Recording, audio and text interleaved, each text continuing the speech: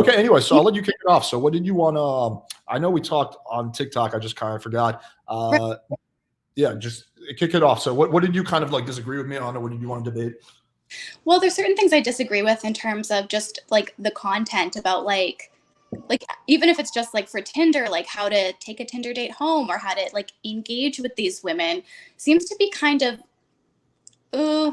it's bordering on like you have to be very careful when you're like giving advice to people, because first of all, there's no evidence to really back up like what you're doing works. It might work for you, but that's anecdotal evidence.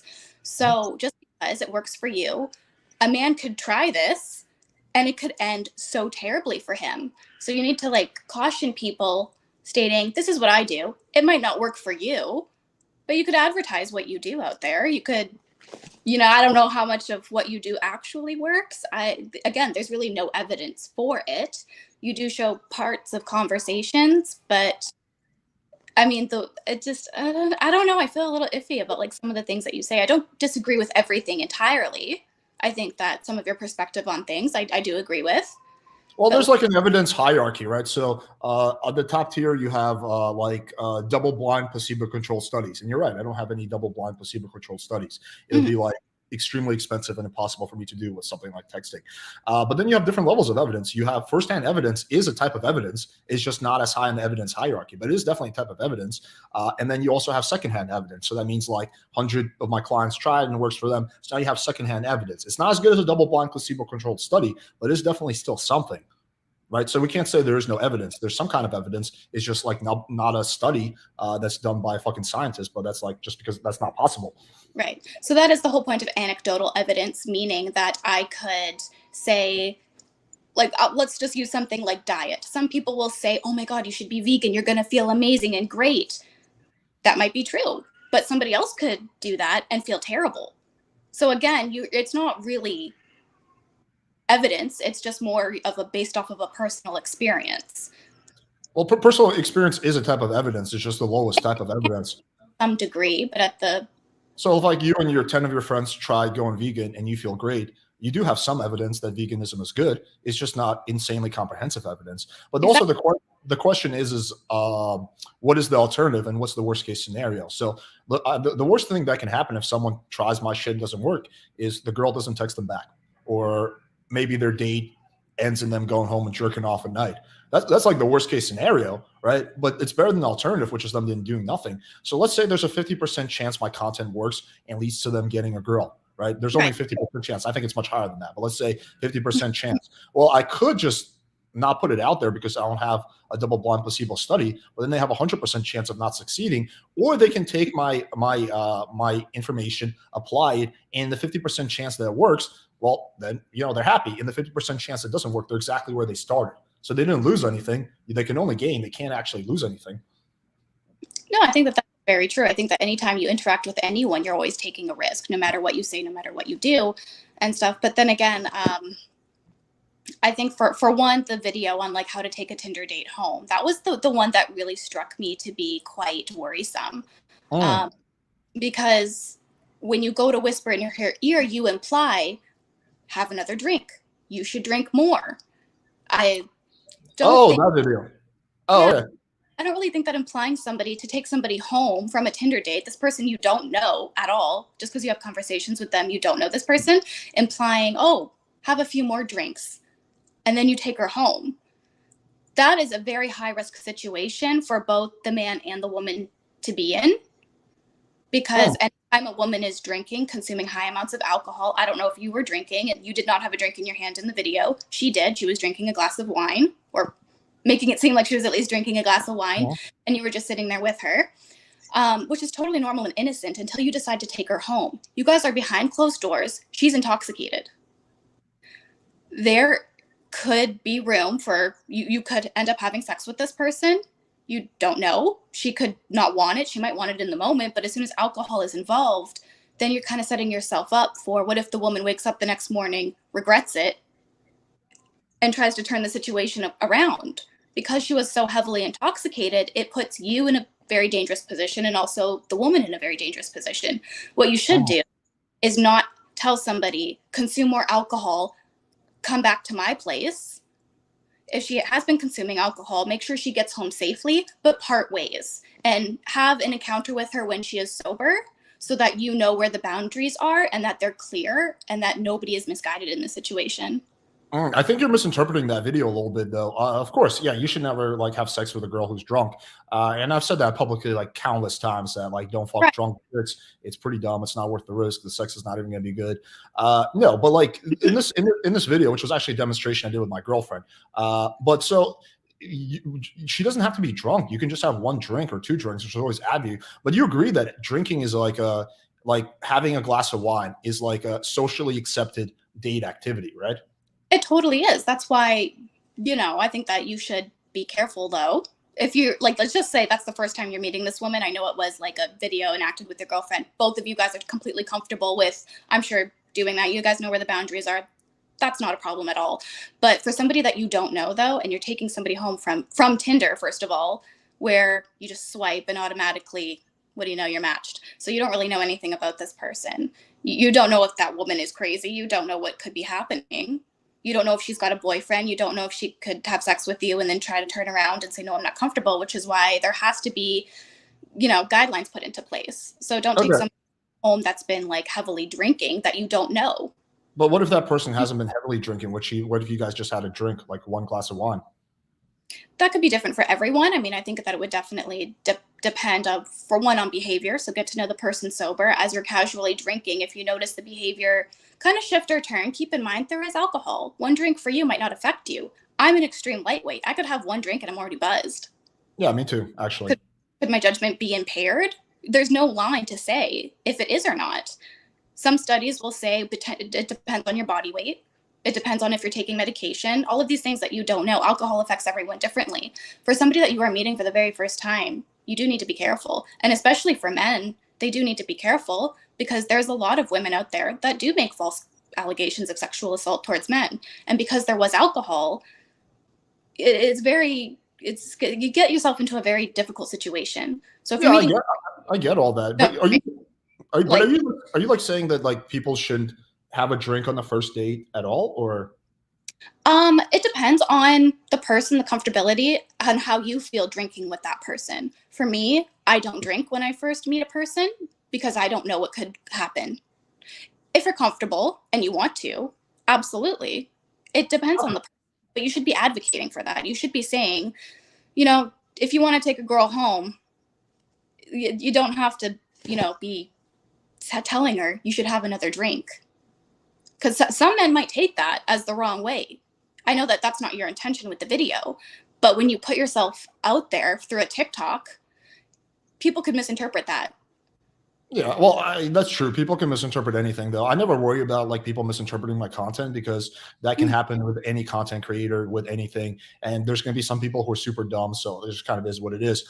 But in terms of like, okay, you're at a bar with a girl. You guys had one drink, right? You guys are both drinking wine, and you're like, there's chemistry. You want to bring her back to your place. Like, I don't see the issue of being like, hey, do you want to go back to my place and have another glass of wine? It's like a socially accepted excuse to bring her back to your place. Because the alternative is like, hey, do you want to go back to my place and have sex? Right? Like most girls are going to be like, cringe. No, even if they're interested. So Right. you do need some kind of socially accepted excuse to invite the girl back to your place. You could be like, hey, do you want to go back to my place and meet my dog? That's like another one you could do. But there needs to be some kind of socially accepted excuse. And I think having a glass of wine is a really good one. Like, yeah, obviously don't get the girl drunk or something like that. But I don't see the issue with like if you're having a glass of wine and you can see that you guys are flirting, inviting her back to your place for another glass of wine. Just don't fuck her if she gets drunk or cut her off before that even happens. Right. That's like a simple solution. Why do you feel like you have an excuse? Why can't it just be, hey, I'm really enjoying your company. I would like to continue this. However, it is getting late. Would you feel comfortable coming back to my place, or we could go to your place?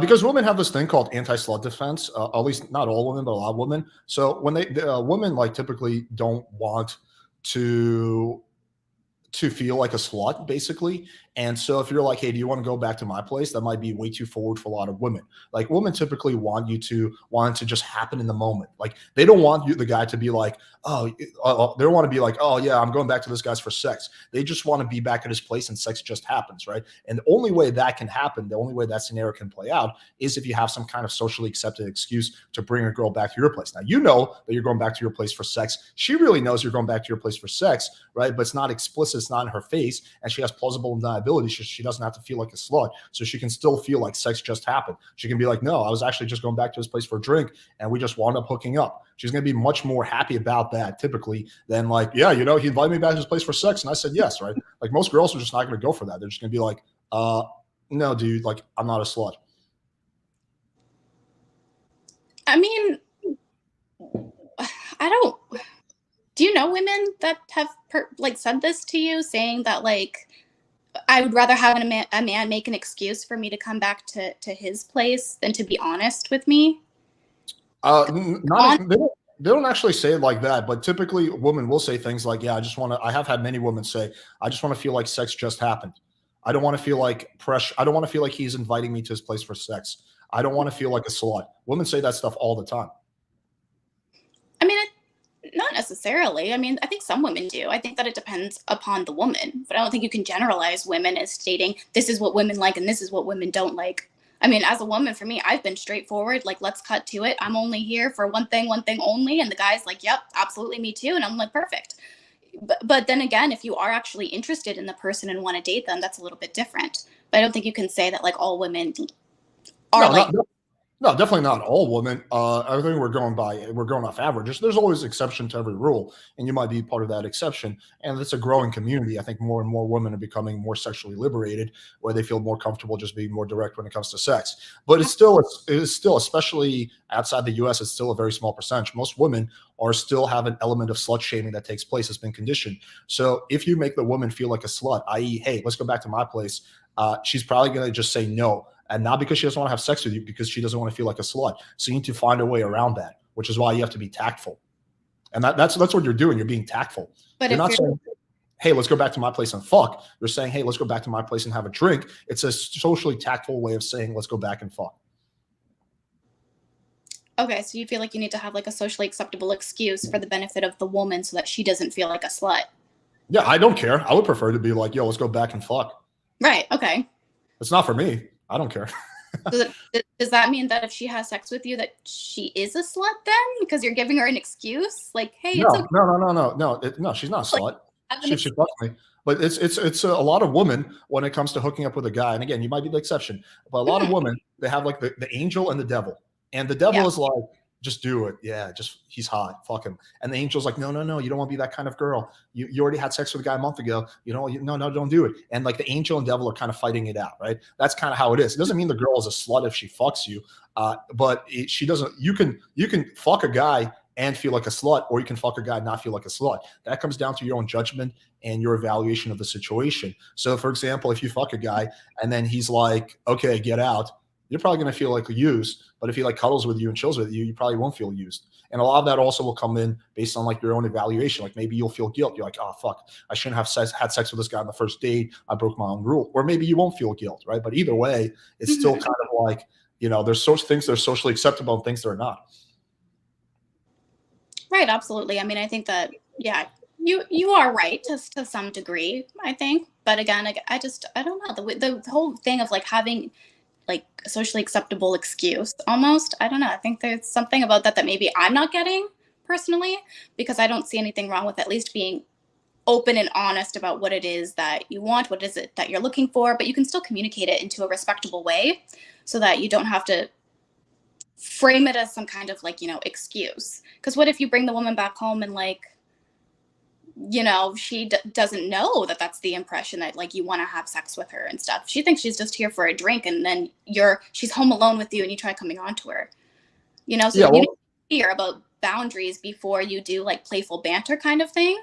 Like it's okay to do that, but then again, you have to make sure when you want to try out these pickup lines or socially acceptable excuses, you need to pay attention to body language. You need to pay attention to, try to pick up some sense in the situation, because like I said, because you're using a socially acceptable excuse, it's not exactly being clear, you know? Yeah, well, I mean, I agree with you. You should pick up on her body language and social cues. But I do think it's pretty clear because the preface to that is before you're inviting her back to your place for a drink, you're at the bar, you're making out with her, your guys are like all over each other, right? So it's pretty obvious that you know the reason. So it's not like you're sitting there, you're having dinner, having like a platonic conversation, and then you're like, hey, let's go back to my place for a drink. That is a recipe for disaster because then the girl might actually go back to your place thinking it's just a drink, and then she's like, what the fuck? Why are you coming on to me? So the way you prevent that is by like heavily implying that you want to fuck her through your actions by making out with her, by touching her, by flirting with her, by having a lot of sexual tension, all that stuff. But that doesn't negate the fact that you need, like, the woman may feel hot and heavy in the moment, but this still doesn't negate the fact that if she has some element of slut shaming, that you need a socially accepted excuse for her not to feel like a slut. I mean, I guess, but what makes that she would feel that way if you were to communicate that a little bit differently? Have you tried? Or like, again, like you've only like, have you tried communicating things in a Oh, better? I've tried pretty much every strategy. Yeah, if you're going to be like, and there's other strategies that I don't even put on TikTok or whatever. But yeah, so if you're like, if I'm on a date with like 10 girls, 10 girls are like really into me, and at the end of the date, after 1 hour, I'm like, hey, do you want to go back to my place? Right? I just say it like that. Maybe two or three of the girls will say yes. Right? Maybe four, something like that. If I'm like, hey, do you want to go back to my place? Do you want to have another drink in my place? It might be six or seven, right? If I do, there's other ways I can do it even better where it might be like eight or nine, right? So yeah, there are definitely like better and worse strategies, more tactful ways to hook up with a girl and less tactful ways. Otherwise, guys would just be going up to girls and saying, hey, you want to fuck? And the girls would be like, yes. And that would be it. It would be as easy as that. But it's not. Sometimes it is on Tinder. I mean, it's Tinder.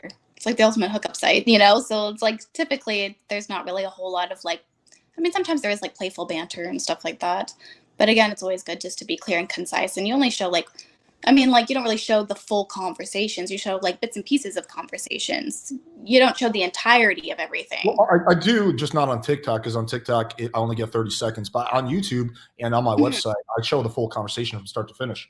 I've done that like over 100 times. Yeah, Right. I've shown the whole thing from start to finish. I just can't do it on TikTok because I only have 45 seconds or 30 seconds. Right. Yeah, exactly. No, and I totally do understand like your point, I think. And that's why I don't totally disagree with all of your content because I don't believe that it's in bad faith. But some of the things that you do can kind of come off as manipulative. You just use the word as like, you know, oh, it's an excuse for the benefit of the woman. Is it though? I mean, again, like it depends on the woman, it depends on the situation. It almost feels like men try to have like some form of like manipulation almost in order to think that this is how you get women, especially on Tinder. You know, Would you that's would you agree that there's like a sizable percentage of women who have shame around sex? it would depend. It would depend on things like generation, it would depend on things like religion. It would depend on you know where you are in the world. There are Well, many let's take in the U.S. We take 100 women at random between the age of 18 and 35. What percentage of them do you think will have some level of shame around sex? again, that would depend. If you're in high school, I believe that yes, a lot of women who are in high school or university, when they're in a larger setting, you know, then yeah, they are open to things like they're more exposed to things like bullying and stuff like that. When women are out here in the world, they mostly get that online. So it's not so much face to face. I've had hardly really anyone come up to my face and tell me you're a slut because you slept with somebody. You know, so it depends. Like online, absolutely. Women I'm not. Yeah, I don't mean. Let me clarify. I'm not talking about external. I'm talking about internal. So they have their own shame around sex. So maybe if they either have a rule like they don't fuck a guy until the third date, or they don't have sex outside a relationship, or maybe if they have sex on the first date, they feel guilty because they feel like they shouldn't have done that, or they have just some kind of hangups or stigma or shame around sex that's been socially conditioned. That's the majority of women. It's not external. It's no one's going around being like slut, right? That does happen online, but that doesn't happen in real life, at least not often. But it's more internal, right? A lot of girls have rules around sex. A lot of girls, have some level of hangups and shame around sex. So do men, but less so. A lot of women do because they've been conditioned to by their parents and by society mostly. I mean, I think in some ways, Yes, but I think we're like not so much anymore. You know, if you fast forward back a little while ago, then maybe yes, because sex was considered taboo. It was taboo for you to be 15 and curious about sex. So we had to hide it. It was something shameful because how dare you, you know, be sexual or have sexual thoughts. It's bad. That's primarily what we were taught. Now, though, as people are growing up, people are becoming more educated. And so the vast majority of women can say, hey, you know what? I'm not ashamed because sex is fun, sex feels good, and it's okay. So I don't think that the internal dialogue, I mean, it still might be there for some people. But again, I think that that would depend on the woman. You know, it would depend on their views personally about sex and about what they believe. But I don't think that society really conditions women as a whole to make them feel that way. I think that, yeah, you're right, a lot of it is internal, but now society is kind of shifting a little bit in terms of educating women about sex, because sex education wasn't really for women. It was mainly for Yeah, men. yeah, I agree. Society has shifted, and it's gotten less than, but it still definitely exists to a very large scale.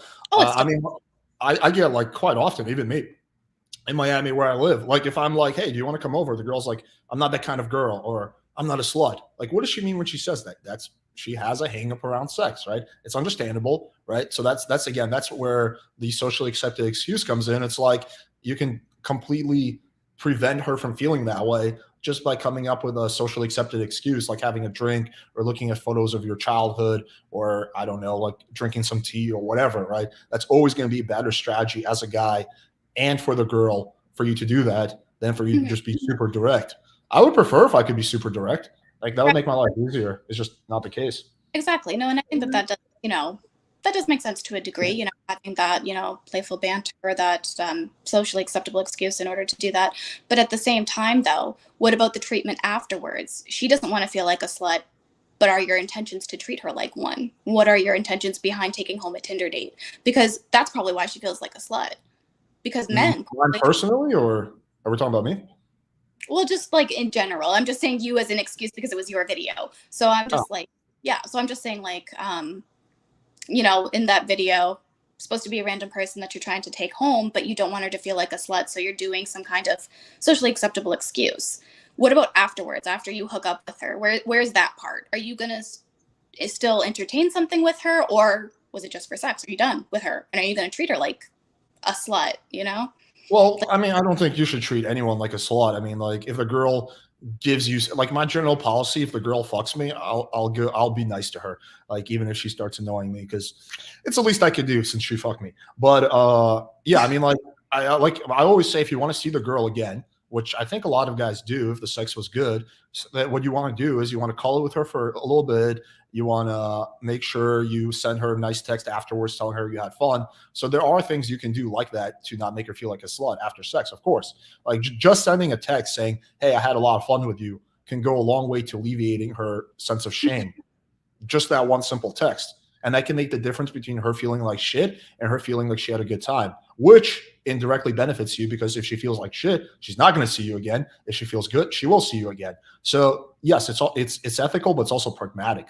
And like you're right. helping yourself if you want to see the girl again. Like you're not doing yourself any favors by being a dick to a girl who you want to see again. It's extremely counterintuitive. No, and I do totally agree, and I think that, you know, like, I don't know. I just think like that needs to be showcased maybe a little bit better because you're using terms like slut, and I don't think any woman should be treated like a slut. So, what in your definition is treating somebody like a slut? Like, how what does that mean for you? That's an interesting question. That's an interesting question. What is I never thought about that. What is treating someone like a slut? I guess that would be like I guess it would be like shaming them for their sexual decisions, basically. Any form of shame for their sexual decisions. So that could be explicit or it could be implicit. Implicit would be like through just kind of turning cold shoulder towards her. That's like implicit type of shaming, you could argue. Explicit would be like, ooh, you're that kind of girl. You're skeevy. I'm going to get STD tested, right? Most people are not doing that, though. Like most guys, like 99% of guys are not doing that. They're not being like, ooh, I'm going to have to get an STD test because you're a dirty little slut. You know, like that's not happening. But Right. most of the time. But implicit slut shaming will happen fairly often. where guys are like, oh well, whatever, the fuck this chick, she's just a little slut. I don't need to like be nice to her after sex, right? But yeah, so that would be like an implicit form of like, I guess, slut shaming. Okay, so then what does that make you then? If somebody is going to slut shame another person, would they be a slut because they're the ones that slept with that person as well? I don't know. I mean, it just depends on how you define slut. I guess you could argue that a man can easily be a slut too, right? I mean, it just depends. The word has been bastardized like quite a lot in linguistics. But I mean, yeah, like I don't know. I guess you could theoretically be a male slut. But the thing is men like male sluts, we call them fuck boys. They're not really shamed by society. They're typically rewarded by society, more or less. Sometimes they're shamed, but more or less they're not. Versus female sluts are much more shamed by society. It's becoming less so, but it still happens. So there's still that massive double standard, which makes sense to some degree. But yeah, I mean, I think that's the difference. But yeah, you could be a male slut, I guess. We just don't call them sluts. We call them fuckboys. Exactly. There's just different names for it, but at the end of the day, I think that that's still kind of the same thing. It's just more socially acceptable for men to, again, be free sexually than it is for women.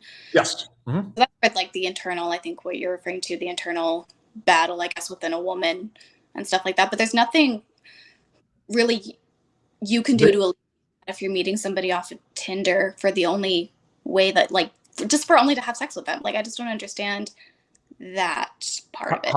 How can you alleviate them feeling like a slut? Is that the question? Possibly, yeah. Like if you're meeting somebody off of Tinder is like primarily it is a hookup site.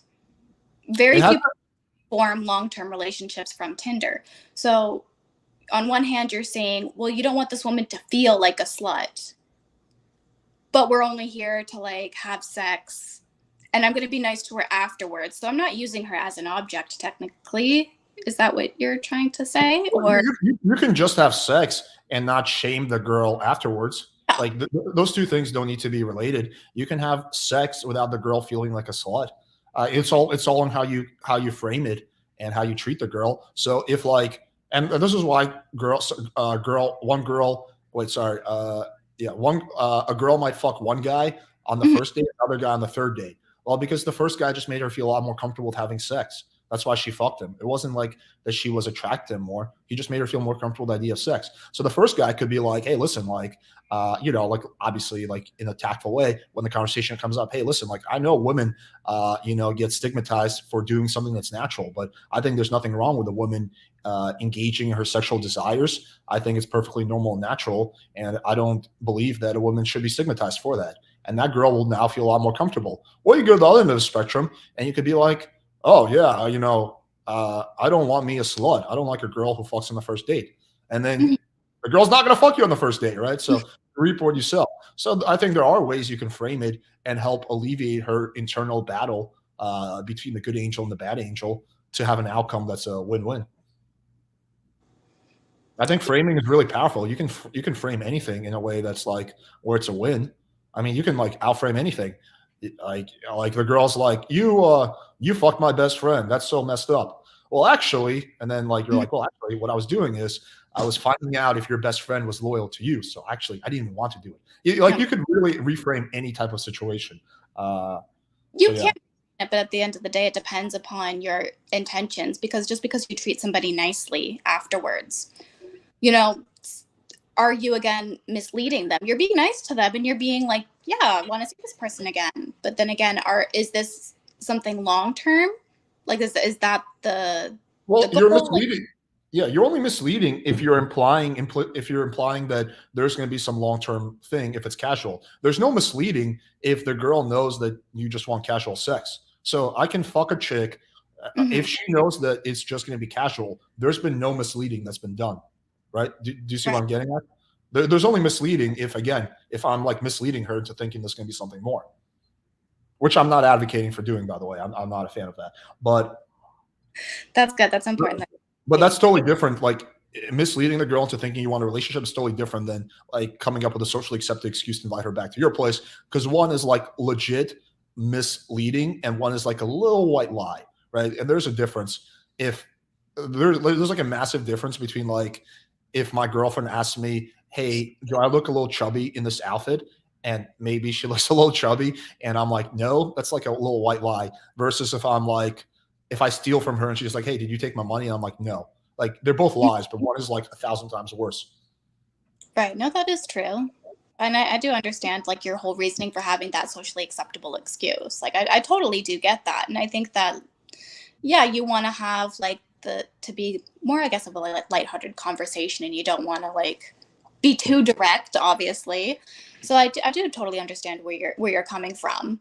I think that just that video, the way that it was shown versus the way that you're communicating it now is a little, it's different. It's absolutely different. Well, I think it's interesting that your mind went to like, because you were saying right away about like, well, you don't want to have sex with a girl who's deeply intoxicated, which I totally agree with you on. But that's interesting that your mind went there, because that was totally like not my intention of the video to suggest, yo, get a girl wasted and then you fuck her. Well, because Right, well, we just saw her drinking, and you're like, oh, you almost finished your drink. You should have another one. Like her drink wasn't even empty before you started saying, let's have another. Like it seemed rushed. It didn't. Oh, yeah. Well, that's because I only have 30 seconds on TikTok, right? If that video was done like naturally, of course that would take span in like 10 minutes, right? Yeah, of course. Like, yeah, like it would be a lot longer. But if I do a 10-minute video where there's just like us talking, like, so how was your drive today? Like that's gonna be boring. So I have to on TikTok to condense everything into like that. But yeah, it would be like a 20-minute interaction or a 10-minute interaction normally, because it takes like 10, 20 minutes to finish a drink. Yeah, of course you're not going to be like, while the girl's halfway through her drink, hey, you want to have another one? Like you're obviously going to wait until she finishes her drink. Of course. Exactly. No, and that's like how it appeared in the video. Is it that it seemed like rushed, and also again, you weren't drinking. There was no drinking. Oh yeah. Well, so that's just a coincidence. I'm not actually telling guys not to drink. It just so happens that I'm personally taking a medication that I can't have any alcohol, and my girlfriend can have alcohol. So when we were hanging out and shooting that video, she was already having a glass of wine, and I can't have, like, if I could drink, I would have done it for the demonstration, but I can't. So that part is just a pure coincidence. It's not like I'm advocating for that. Well, exactly. But do you kind of understand how maybe the way that the video was portrayed, that some people do have those kinds of questions, that some people might see the video and see, hey, this guy isn't drinking, but he's telling this woman to keep drinking, because that's ultimately what happened in the video. So the impression of it can come off differently to men and women. I understand that that's not your intention, but if you like look back on it, it doesn't look so great when you see it. I guess I could see how people would misinterpret it that way. But yeah, I'm certainly not like the point of the drink in my place. Well, first of all, that video took place like at my place. So we were already at my place. Yeah. You recognize the background. But yeah, like I guess it gets confusing, since one, we're at my place, two, it's my girlfriend, three, it's a TikTok video that's gonna be 30 seconds, four, I don't drink. So there's like all these confounding factors that prevent me from doing like a perfect type of demonstration. But yeah, I mean, I guess I could see how people will come to that conclusion. But I mean, yeah, like it certainly isn't like, let me get you drunk. It's like, hey, I want to bring you back to my place. And to be fair, in that video, I did there was a 2-part demonstration. So we're forgetting about the first part where I'm like, what not to do, where I'm like, and so I say, hey, do you want to go back to my place and have sex? I did see that. Or direct. Right. Don't do that. So the point I'm trying to make is, instead of being ultra direct, be more tactful. That's the point of the video. Right. No, and I totally do understand that was the point of the video. Like I said, I don't think you're this ill-intentioned person out here to say, hey, get women drunk and take them home. I think that was your intention. However, that might be how your video is coming off to other people, especially young men, because a lot of men might think that like, oh, I'm going to try that, and accidentally get themselves into a really bad situation. Yeah, I guess. I mean, I guess there's always going to be like people. I mean, I think it's kind of common sense. Like, don't have sex with drunk chicks. I have said that publicly before, but I feel like you gotta be so fucking dumb to think it's a good idea to fuck a drunk chick. Like, I don't know. Like, maybe I should have some kind of IQ test. Like, you have to have like at least a 70 IQ to watch my videos. I don't know, but I think if you're like, watch my videos and your takeaway is, oh, Alex is saying get these hoes drunk and then fuck them, then you're a total dumb fuck, and like you're probably just too dumb to even reproduce at that point. Well, exactly. There are a lot of people in the world who actually do think that way.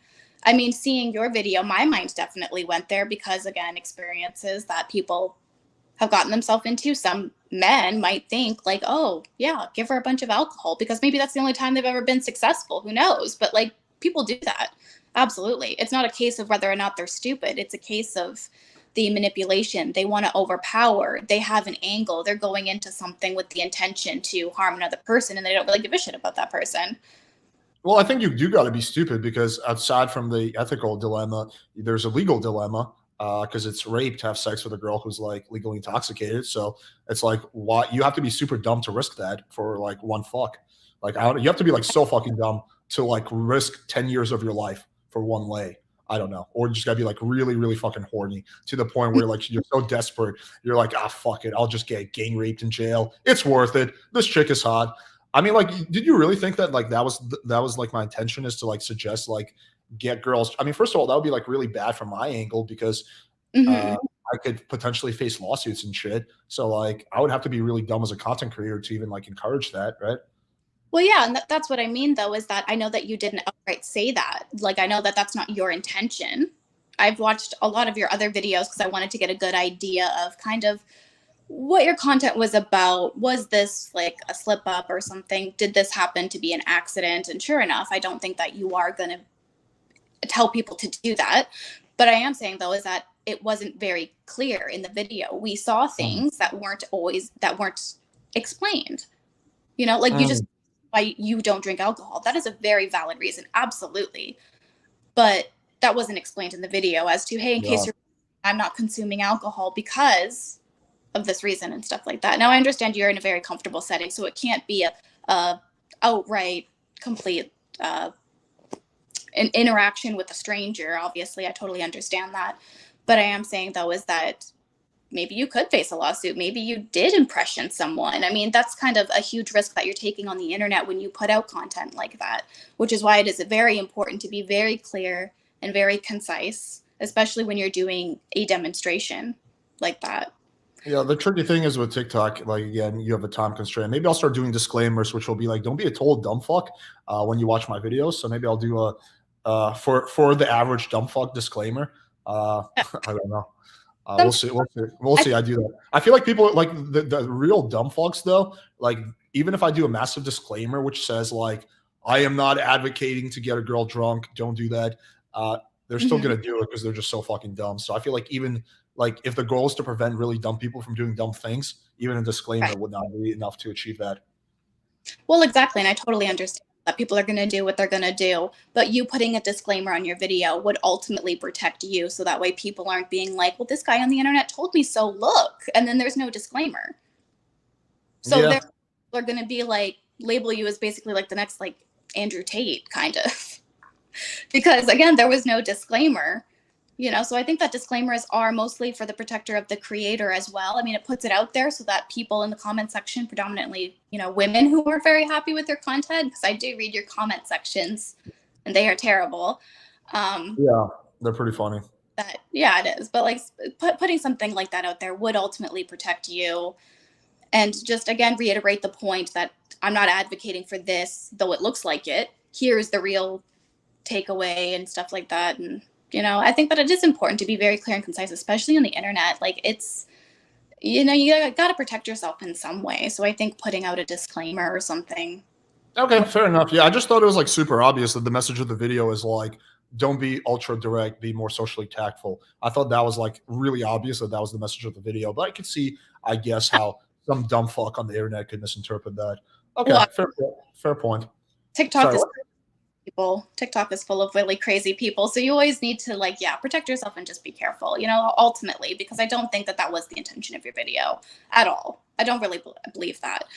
But like I said, it could come across that way, you know, as well as the other video that was clips of text messages about what to say when a girl is on her period. And there was a lot of unhappy comment section. Well, what do you think about that video? I think that with that video, she said that there was something wrong with her shoulder, correct? And that she was expecting to be on her period that day. Yeah, she was like, well, the shoulder thing was just like a random injury that she was just mentioning to me. The objection was the period. And she was saying like, hey, I just want basically, okay, the message there is this. A lot of girls are down to fuck on their period, but they don't want to do it because they don't want the guy to be like weird about it, right? About They it, don't, yeah. they don't want the guy to be like, ew, blood, right? Like that's the reaction girls don't want. But I think most girls are fairly cool with fucking on their period as long as they feel comfortable that the guy is going to be cool about it. But they know Right. most guys are not going to be cool about it. So the point of what I'm trying to do is explain to her, like, yo, don't worry, I'm going to be cool about it. And you can see it like work. She's like, okay, cool. Well, then yeah, we can still meet up, right? But that's like the point. It's like, yo, when a girl tells you that she's on her period, there's a way to handle that, to communicate to her that you're not going to make a big deal out of it, basically. Right. I totally agree with you. I think that's a very valid point. Again, though, the response and the message wasn't communicated like that. It said, well, I can't promise I won't keep my hands to myself. Yeah, well, that's just like a joke, right? Yeah, but it doesn't really come off as like a joke, because it could be a joke to you. It could be just lighthearted banter, you know? But when somebody is putting up two things stating, I have a shoulder injury, I'm also going to be starting my period, you don't know that that woman might be trying to say, like, maybe I don't really want to have sex. Maybe she was really into it, but then changed her mind and didn't know how to say that. So what you could have would be something along the lines of, that won't bother me whatsoever, and we can just do whatever it is that you're comfortable with. We can take it as far as you want to, since you're going to be the one in discomfort. We will allow that person to do, you know, to decide what's comfortable for them. And then maybe she would have communicated that to you. Okay, so I pulled up the conversation.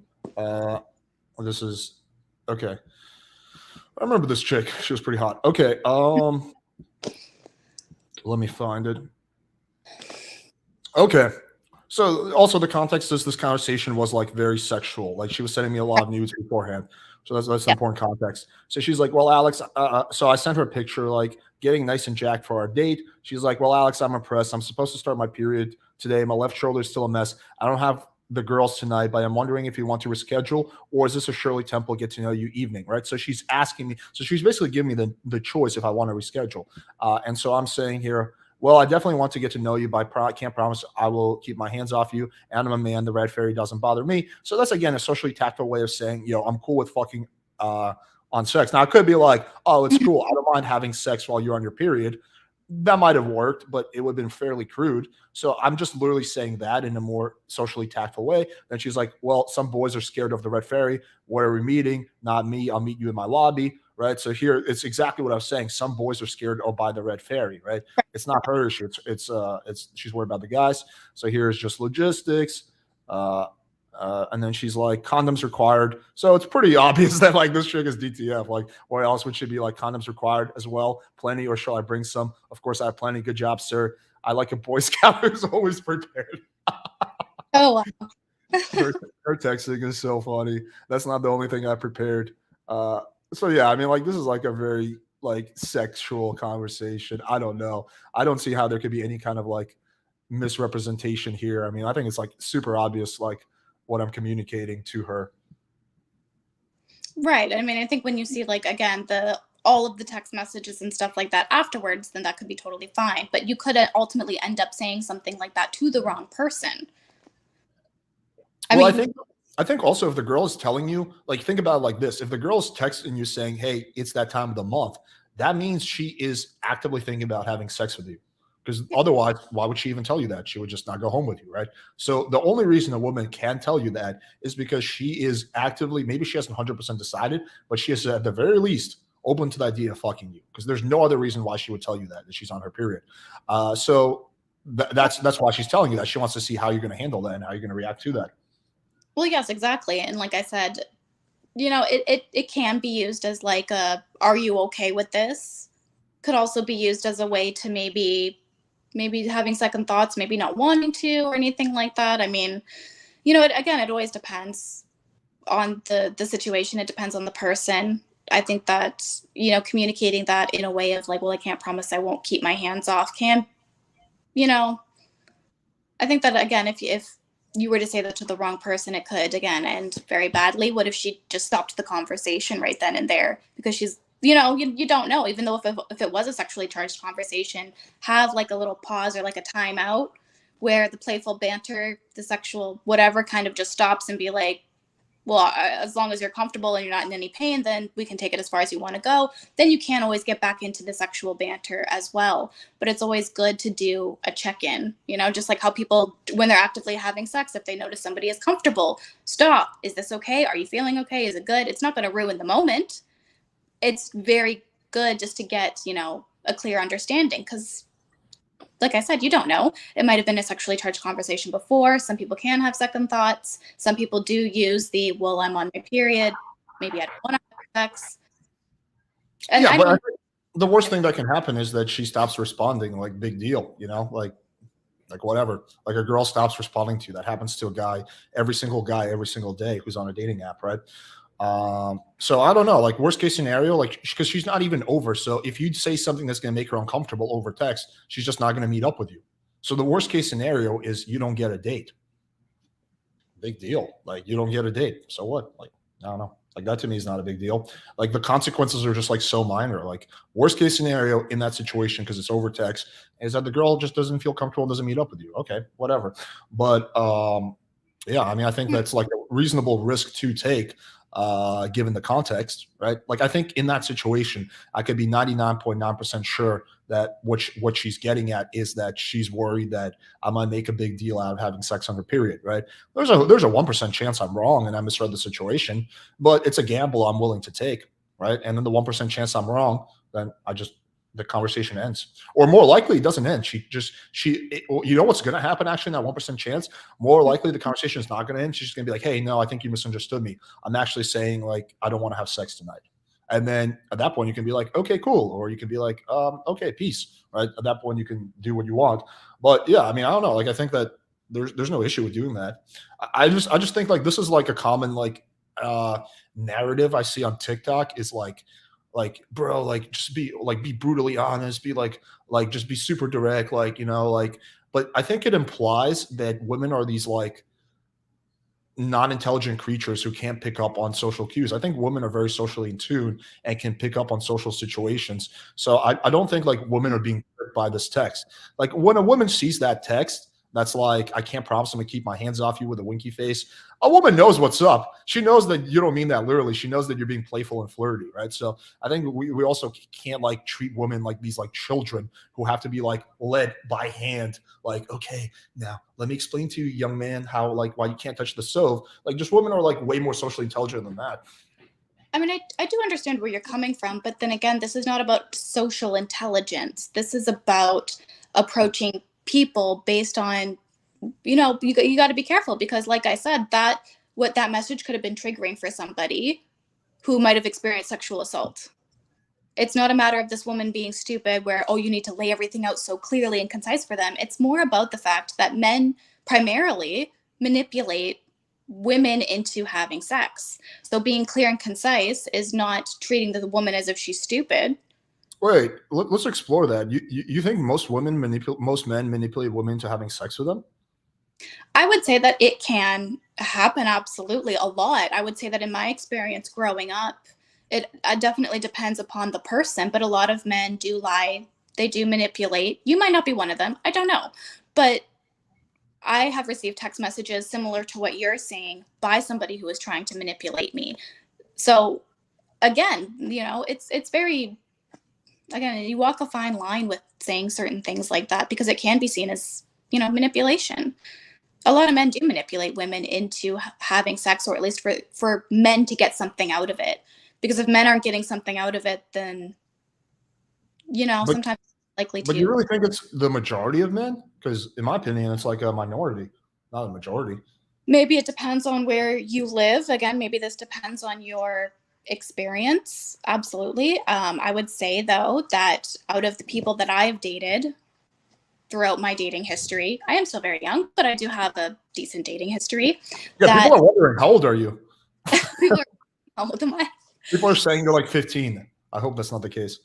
I'm not 15. I'm 24. I'm going to be 25 in a few months. Okay. Yeah, you look like insanely young. People always tell me that. Wait till you see my mom. Nobody believes that she's my mom. They always think she's my sister because she's 46. We all look good for our age. It's good genes in our family. Are you Latina or like half Asian?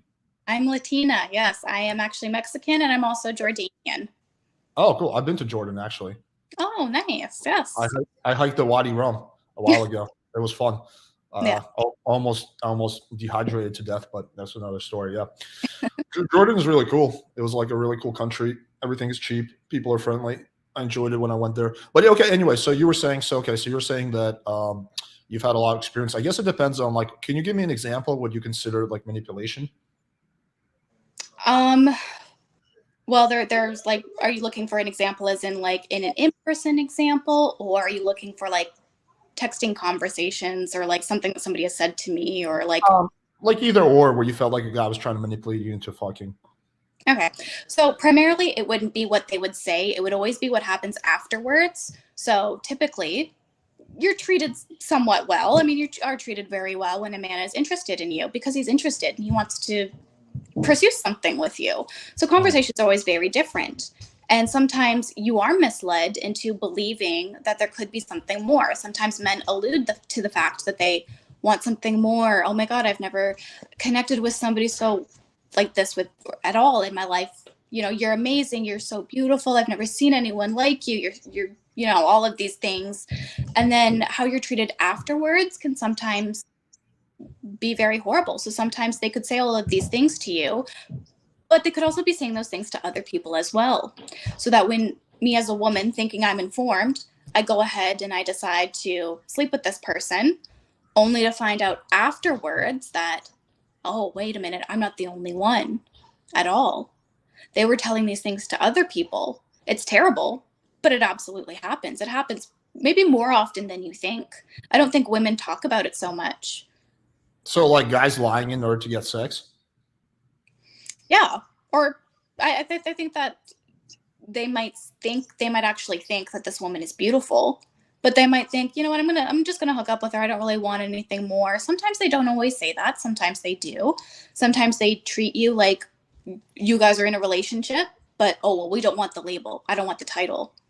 You know? But is that like okay? Like let's explore that. Like if the guy's like, you know, he's like super sweet to you before sex, and maybe he like, I don't know, ghost. Is that like that could also be, to be fair, that he changed his mind, right? Because people do change their minds. Are you familiar with the this is such a dude thing? It's called like post nut clarity. Oh, hello. Oh, I think her phone just got disconnected. Let's give her a second.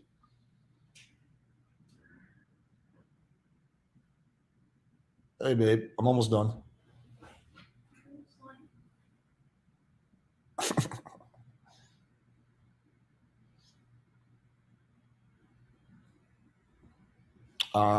I think she must have gotten disconnected or something. Let's give her a few minutes. Oh.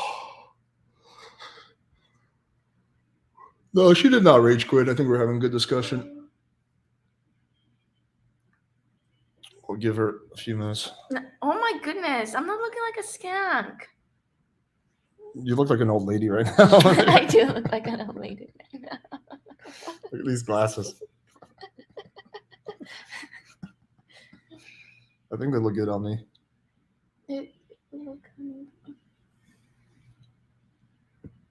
Sometimes who's the one who called me a skank, so I'm gonna hate him forever. No. I'm gonna get my second bottle of water. Okay. Let me see if she messaged me on TikTok. I don't know if she like got disconnected. Hey, did you get disconnected? We'll give her like a few minutes. Oh, it was a good discussion.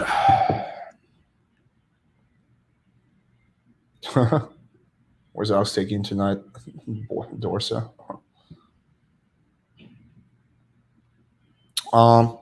Yeah, I don't know. I think maybe her computer cut off or her phone died or something.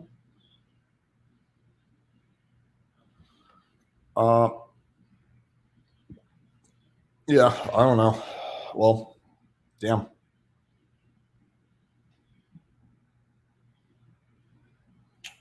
You need to learn Spanish, Alex. Very true. I think her phone just died or something. Let me see. Oh, I'll give her like 2 more minutes. I don't think she rage quit. Like, There was no like, it was a really peaceful discussion. I think it was like a lot more combative with the first guy, if anything. Uh, uh, yeah, I don't know.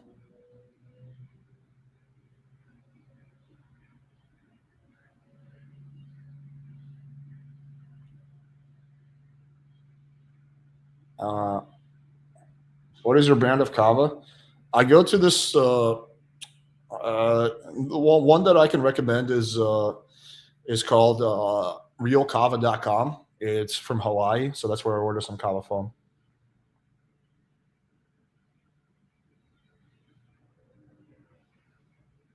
Debate Joe Biden next. That would be so funny.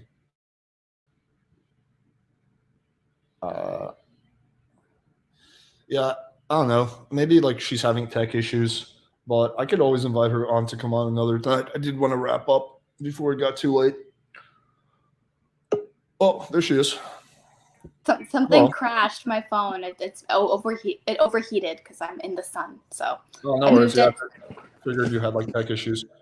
Yeah, no, it just crashed, but I got it up and running. I think we're okay. Hopefully it doesn't do it again. Okay. Cool. But yeah, so I was saying there's this thing with guys, it's called like post-nut clarity. It's basically like what after you fuck a girl, like after you come, like your brain just gets flooded with like these neurochemicals where you're like, ugh, like I don't know if I want to have much to do with this chick. It's like totally a dude thing. But yeah, it could just be like sometimes people change their mind. Like maybe they're into it like in that moment, then 2 weeks later they're just not feeling it anymore. But I can definitely see some dudes lying, yeah, to get pussy for sure. Yeah, I mean, it definitely does happen. I mean, the lies are not outright. They're very, again, they try to go down a different road to try to justify why they lied. But at the end of the day, if you're interested in somebody and after you have sex with them, you're still going to be interested in them unless you just pretty much wanted to relieve yourself and you didn't really give a shit about that person to begin with. You know, because if you're having those feelings after you hook up with somebody, you never really cared about them. You never really did connect with them. You could have a good conversation with somebody, but in terms of connecting with somebody, clearly that didn't happen. Do you know what I mean? Like, clearly the connection was not as strong as you alluded to. Well, you could definitely feel like a strong connection in one moment, and then like 2 weeks later, feel like much weaker of a connection, right? Like if we like, Well, over a period of time, yes. yeah, but it could be sometimes it just becomes a thing where like I don't know, you hook up and then like maybe you want to see her again, but then like things get in the way and it's been several weeks. And then like maybe like, I don't know, maybe you're like no longer feeling it nearly as much as you did. But yeah, I'll allow for the fact that sometimes dudes do that. I think chicks do the same thing quite often. I think both, I don't think like it's like the old saying, cool lies more men than women. Both men and women lie a lot. I don't know if like one party lies more than the other. Women lie for other things, right? That happens all the time. Oh, too. absolutely. I think men and women, they absolutely both lie. I think that most of the time, predominantly just maybe because I'm a woman, throughout being in high school, you know, all of these women, they would all get together and, you know, we would all talk about these things, about how we were all played by the same guy. Sometimes we all figure it out just as we're talking. So certain things like that, again, they do happen a lot, Yeah. but we're told to kind of just shrug it off, you know?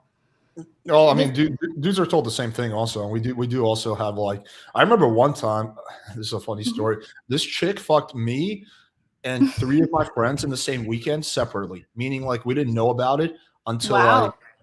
like we all got together and discussed our weekend and we realized we all fucked the same girl.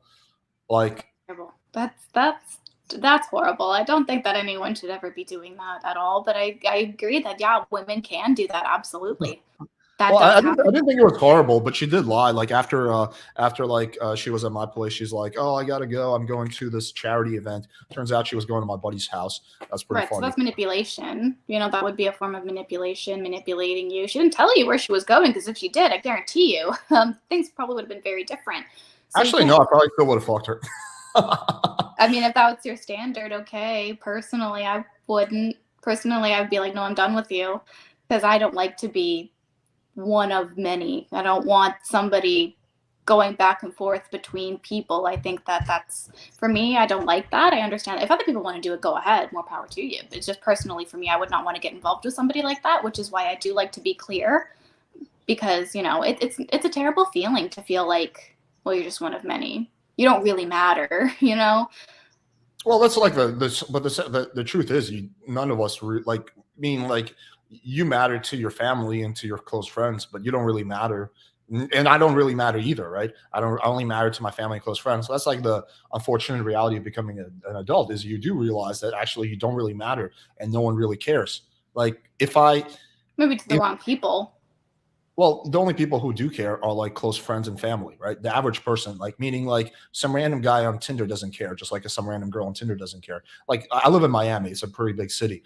No one in Miami, unless they're friends of mine, care about me. So if I fucking jump off my balcony like tonight, no one's. It's not going to affect anyone's life, with the exception of like my close friends, right? So Yeah, you're that's right. The people on the street will probably just be like, "Oh, that was weird," and just continue walking. yeah. Well, one of them might be okay or something like that, but yeah, no one's really going to care. Would. But exactly, then saw, again, it would having impact a lot of people. I saw a guy having a heart attack at Whole Foods once in LA, and it was mind blowing because literally no one gave a shit. Everyone was just going on their way. You'd be surprised how little people give a shit. Nobody stopped. Everybody was just like, "Yeah, it's normal," and then just one of the keeps people going. one of the people who worked at Whole Foods like came to help him, but I helped a little bit too, to the best of my ability. But no one else did. Everyone else was just going on with their day. He was like fucking seizuring out. He's like and like no People one didn't gave care. a shit. Just like, whatever, he's probably just high on something. We'll just walk away. We'll leave him be. People do not give a shit. That's just the sad reality. In some communities, they care more, and some they care less. But yeah, in like America, in a big city, no one cares at all. I mean, I think that it absolutely depends on the person. It depends on your relationship with that person. And absolutely, I will say that, like, yeah, the stranger on the street probably doesn't give a shit about you. Absolutely not. But I think that as human beings, though, there should be an element of respect. I might not care about the person down the street. That doesn't mean that I'm going to be rude to them. It doesn't mean that I'm not going to treat them with respect, because maybe I don't care what's going on in their personal life. I don't care if they're getting divorced. I don't care if their girlfriend left them. But I would also respect that person and be like, you know what, I'm sympathetic to what you're going through, because that does suck. So there is an element of compassion and stuff like that. So to say that you don't matter to somebody or to everybody else except your friends and your family, I would argue is not completely true. To the right person, you can matter. I mean, I don't, like, you have a girlfriend, you know, if anything happened to you, I think that she would probably be really worried. I think that she would be really upset. She would be, but she falls under, yeah, she definitely would, but she falls under the category of like close people to me, right? So I'm saying, with the exception of like close friends, she falls under a close friends category or whatever, like girlfriend category. It's the same shit, really. People who I'm close to who are not family, right? But aside from that, from people who you're close with and your family, no one really gives a shit. Like it's a pretty fascinating. But I think it's also kind of liberating once you realize that, because you're like, all right, well, it kind of is what it is. I have to take care of myself. No one else is going to do it for me. But yeah, okay. Is there any other videos that you kind of like, I don't know, disagreed with?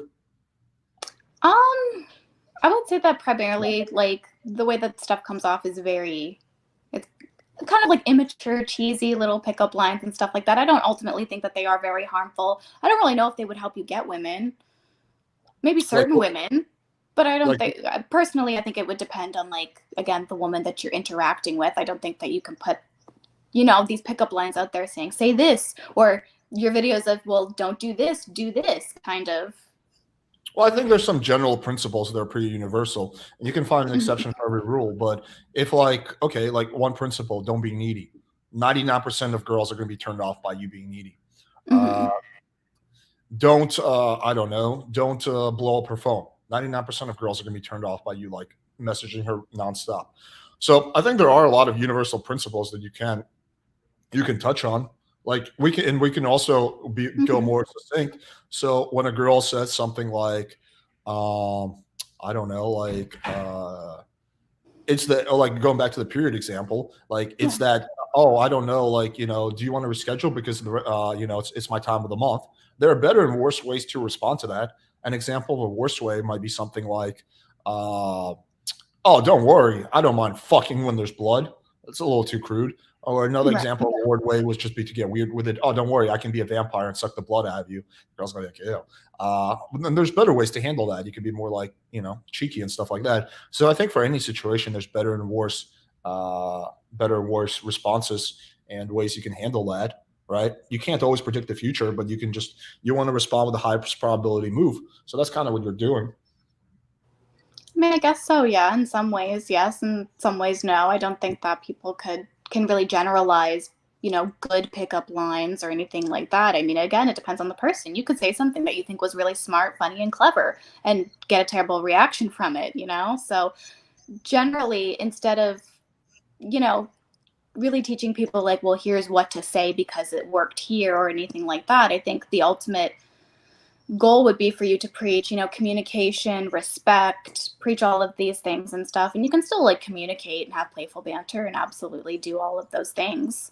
The problem though is that that's way too generic, and that's not actually going to help any guy. So guys are going to be like, no shit. Of course, everyone knows that you should communicate well, but the question is, how do you communicate? Not well? necessarily. I mean, they could say, yeah, communicate well. Okay, what does communicating well look like for that person?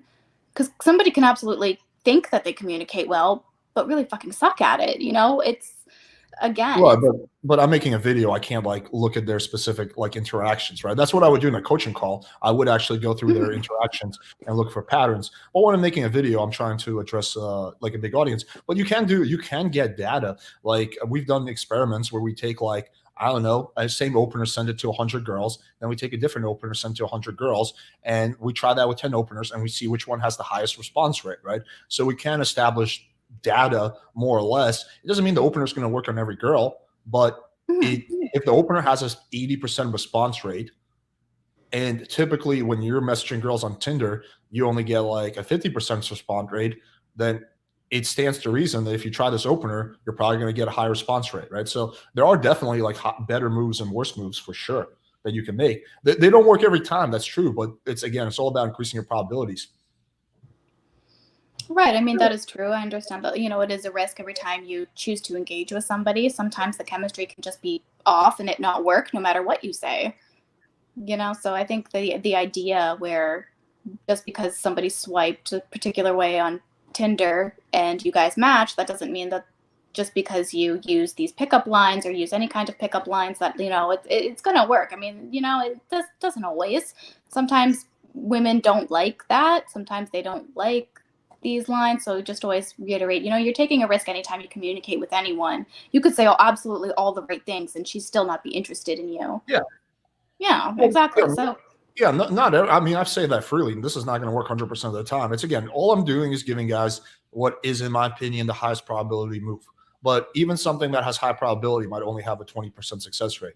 Guys are always flabbergasted by this, but guys are like, oh, you must be really good at texting. So you meet up with what percentage of your Tinder matches? I'm like, maybe 10%. Only 10%. Yeah, 10% is actually pretty good. If I can meet up with 10% of the girls I match with, that means if I match with 30 girls a day, that's 3 dates. That's more girls than I can handle, right? So, but most guys, they're not meeting up with 10% of the girls they match with. They're meeting up with 1%, maybe 0% of the girls they match with. So if I can just take them from 1% to 5%, I've substantially improved their dating life, but they're still not meeting up with most of the girls they're talking to. But that doesn't mean we haven't improved their dating life. So your goal is to improve their probabilities. Yeah, that's all I'm doing. For men or women? My content is 99% for men. Right. Okay. So you you pretty much are putting it out there for men primarily on how to get women, or for one night stands, for long-term relationships, or for whatever they want. For whatever they want, really. It's up to them. Oh. Really? Okay. So that your goal is just pretty much on how to, I guess explain to the shy guy maybe who might not know what to say. Here, try this or something like that. Would that be? He doesn't have to be shy. The vast majority of guys actually have no idea what to say. Most guys are really struggle with this. This always blows girls' minds, but most guys are really struggle with texting a girl, with messaging a girl. That's a struggle for the majority of men. So, and some of these guys are fairly charismatic and confident in other areas of their life. They just don't know how to text a woman, right? And that's totally normal. So I think that's what it is. So my job is to basically, improve their probabilities. Right? That's all I can do. I can never guarantee them success or anything like that. Right. Okay. Definitely. I mean, I do understand, I think what it is that you do and everything. So why do you think that in your comment section, you have a large majority of women disagreeing with you then? I think there's several reasons. I think that, a whole bunch of, and I don't think this is just exclusive to women. There's also a whole bunch of men who disagree with me. I think a lot of people. Men, yes, but primarily from what I've seen, men do respond to other women's comments. Primarily, there are women making the vast majority of statements of objecting your content. Yeah, okay, that's probably pretty accurate. I would say it has to do with the fact that, first of all, a lot of the people don't really understand my content, and they Hmm. also completely misinterpret it. I think a lot of those women also live in a completely delusional reality where the way they think dating should be this way, but they completely forget about the fact that dating is not that way. Like in their reality, dating is like a very honest communication where it's like a negotiation where I'm like, "Hi, my name is Alex. I'm 32 years old. I'm looking for a to have sex on the third date, and I'm hoping to get married in 7 months. What about you?" That's how they think dating is, but dating is nothing like that. It's like a dance, right? It's like a Hmm. playful back and forth. So they just live in this weird delusional reality. That's one type of group. The other type of group is the girls who just like, I don't know, who maybe had been hurt by men before and they're projecting it on me. So they're like, "Oh, I hate fuck boys, and this guy must be a fuck boy, and he's training other fuck boys, and fuck him," right? So they're just like projecting their own trauma on me. Yeah, there's a number of reasons why I think I get hate on TikTok, but that's never to me been like I've had people come on the channel and be like, "Oh, well, there's a whole bunch of people on TikTok who disagree with you." I'm like, "So what?" There's also Right. hundreds of thousands of people who agree with me. Like that to me is not convincing argument. Whether thousands, tens of thousands, millions of people disagree with me, like I would need a logical reason for why I'm wrong. Right. I mean, but if on TikTok, then a man comes across your content and he sees in the comment section all of these women that are not, you're not getting that reaction. Do you really think that you are reaching people, or do you think you could be reaching more people? Or like, because if women are not responding and guys read the comment section and some men are even agreeing, does that mean that you should So be the, giving advice to men? So the only kind of feedback that matters to me is if a guy's like, "Hey, I tried this on a girl and it didn't work." That feedback is very valuable. But there's a big difference Hmm. between what a woman thinks will work on her and what actually works.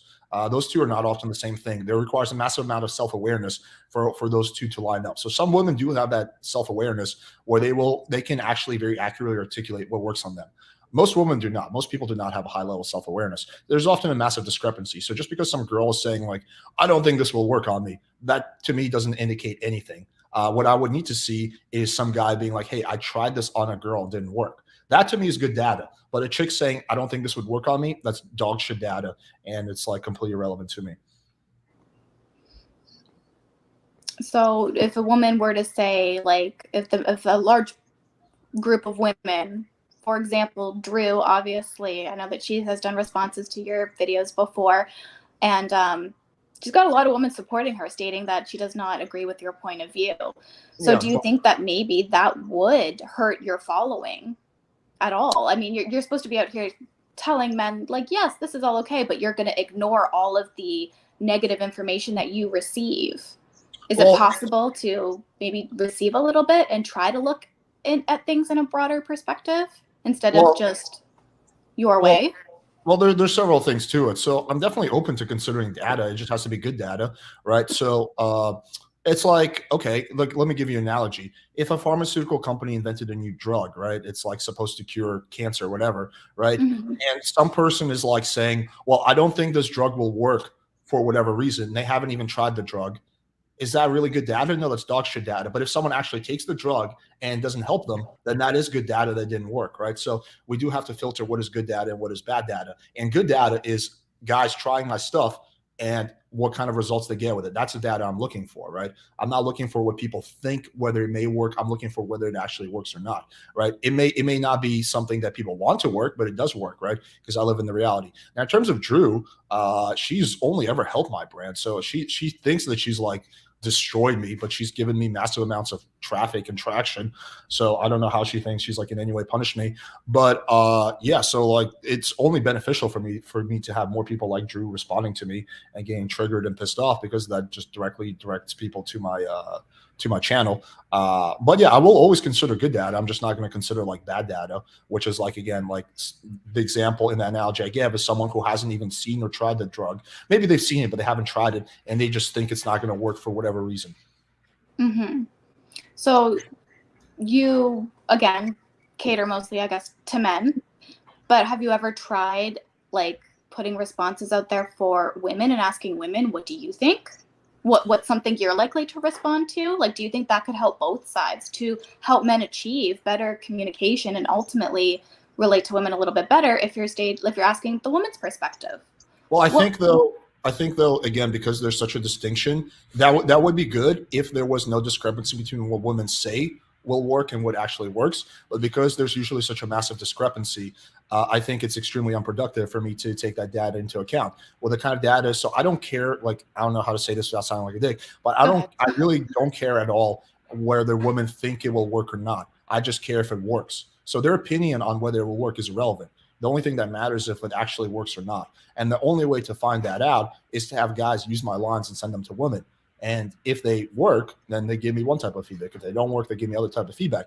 There's definitely things in my content that have changed, but it hasn't been because some random chick has said doesn't work. It's been because guys have tried and they said, yo, this text, I'm getting bad responses with. And then I'm like, okay, maybe this doesn't work then, right? So that's when I would reconsider it, but not just because some girl's like, oh, I don't think this will work on me. Like, okay, well, you probably like, okay, but like, that doesn't mean anything to me because that's not good data. That's just your opinion on the situation. Right. So if men try something and it doesn't work, then you're like, okay, let's try something else. So where do you get the idea for something else? Where does that come from? I mean, shit, like it could come from anywhere. I mean, I'm pretty creative. It comes also, I interview girls on my podcast all the time. So some of it comes from them. Some of it comes from other guys. You know, I have a community of like thousands of dudes at this point. So they're all trying shit. So a lot of it comes from like my viewers and my clients and my subscribers. It comes from all over the place, but everything needs to be tested, right? So before I put out any kind of line or piece of advice, it has to be tested extensively. But yeah, you can get ideas from many places. Right. So then, I mean, like, so you do kind of take into account women and what they think to some degree. I mean, you just said there was a podcast where you do interact with some women. So yes, but there is a difference because when I'm doing a podcast, which is different, when I have a girl on my couch for 2 hours, I can ask her questions in a very specific way to mitigate her own internal bias. And even then, I can't completely mitigate it. So I'm going to take what she says with a grain of salt. I might try it, but before I publish it, I'm going to see if it actually works.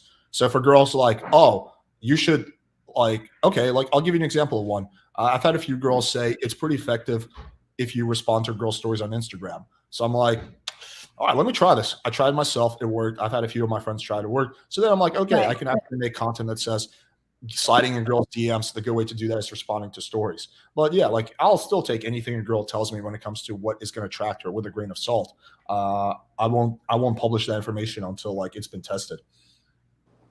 Okay, so you are receptive to that information, but before you put it out there, you would like to see that it does work. So would you say then that you gather your data from women as well, or would you say that you're primarily focused on gathering data from men instead? Like, well, I'm interested in gathering data from men who try it on women, right? So if I was giving advice for women, then I would be interested in doing the opposite. I'll be interested in women who tried my advice on men, right? So that's the only reasonable way to gather data in this situation to mitigate the bias. You do it in the other way where you're just going off like, oh, well, this chick said that she doesn't think it will work. And if I like use that as data, I'm completely ignoring the potential of the massive bias that she has in her head. And I'm just going to get like dog shit data. Well, I think if you take the advice from one woman, yes. But I think like collectively, if you were to put something out there for the vast majority of women, what statement makes you feel more comfortable? You know, putting it out there kind of like that and seeing which one generates the most responses. Because you can't be giving men advice without consulting, at least seeing the other side. You know, it's nice to maybe get a woman's perspective. What is the majority of women, what do they want to hear? Do they want to feel validation? Do they want communication? Do they want respect? Let's see how many women respond to certain things based off of what women think. But isn't it much better than doing that to actually have a bunch of men try that piece of advice on a woman and actually see if it works firsthand rather than go off what a woman thinks would work on her? So wouldn't that kind of be like the blind leading the blind? We don't really know what women want, but we're going to guess and see if it works. Well, you can take like things that women say and try it, but I think the litmus test can be a bunch of women said they think this will work. That's a really poor litmus test. The litmus test has to be a bunch of guys tried this on a bunch of women and it worked. I mean, you would need a basis or some way to generate ideas that you would think have a higher probability of working. If you're just going to be like a bunch of guys sitting in a room together going, which one do you like better? I don't know. Which one do you like better? Versus a woman saying, like, No, hey, no, like, what do you think?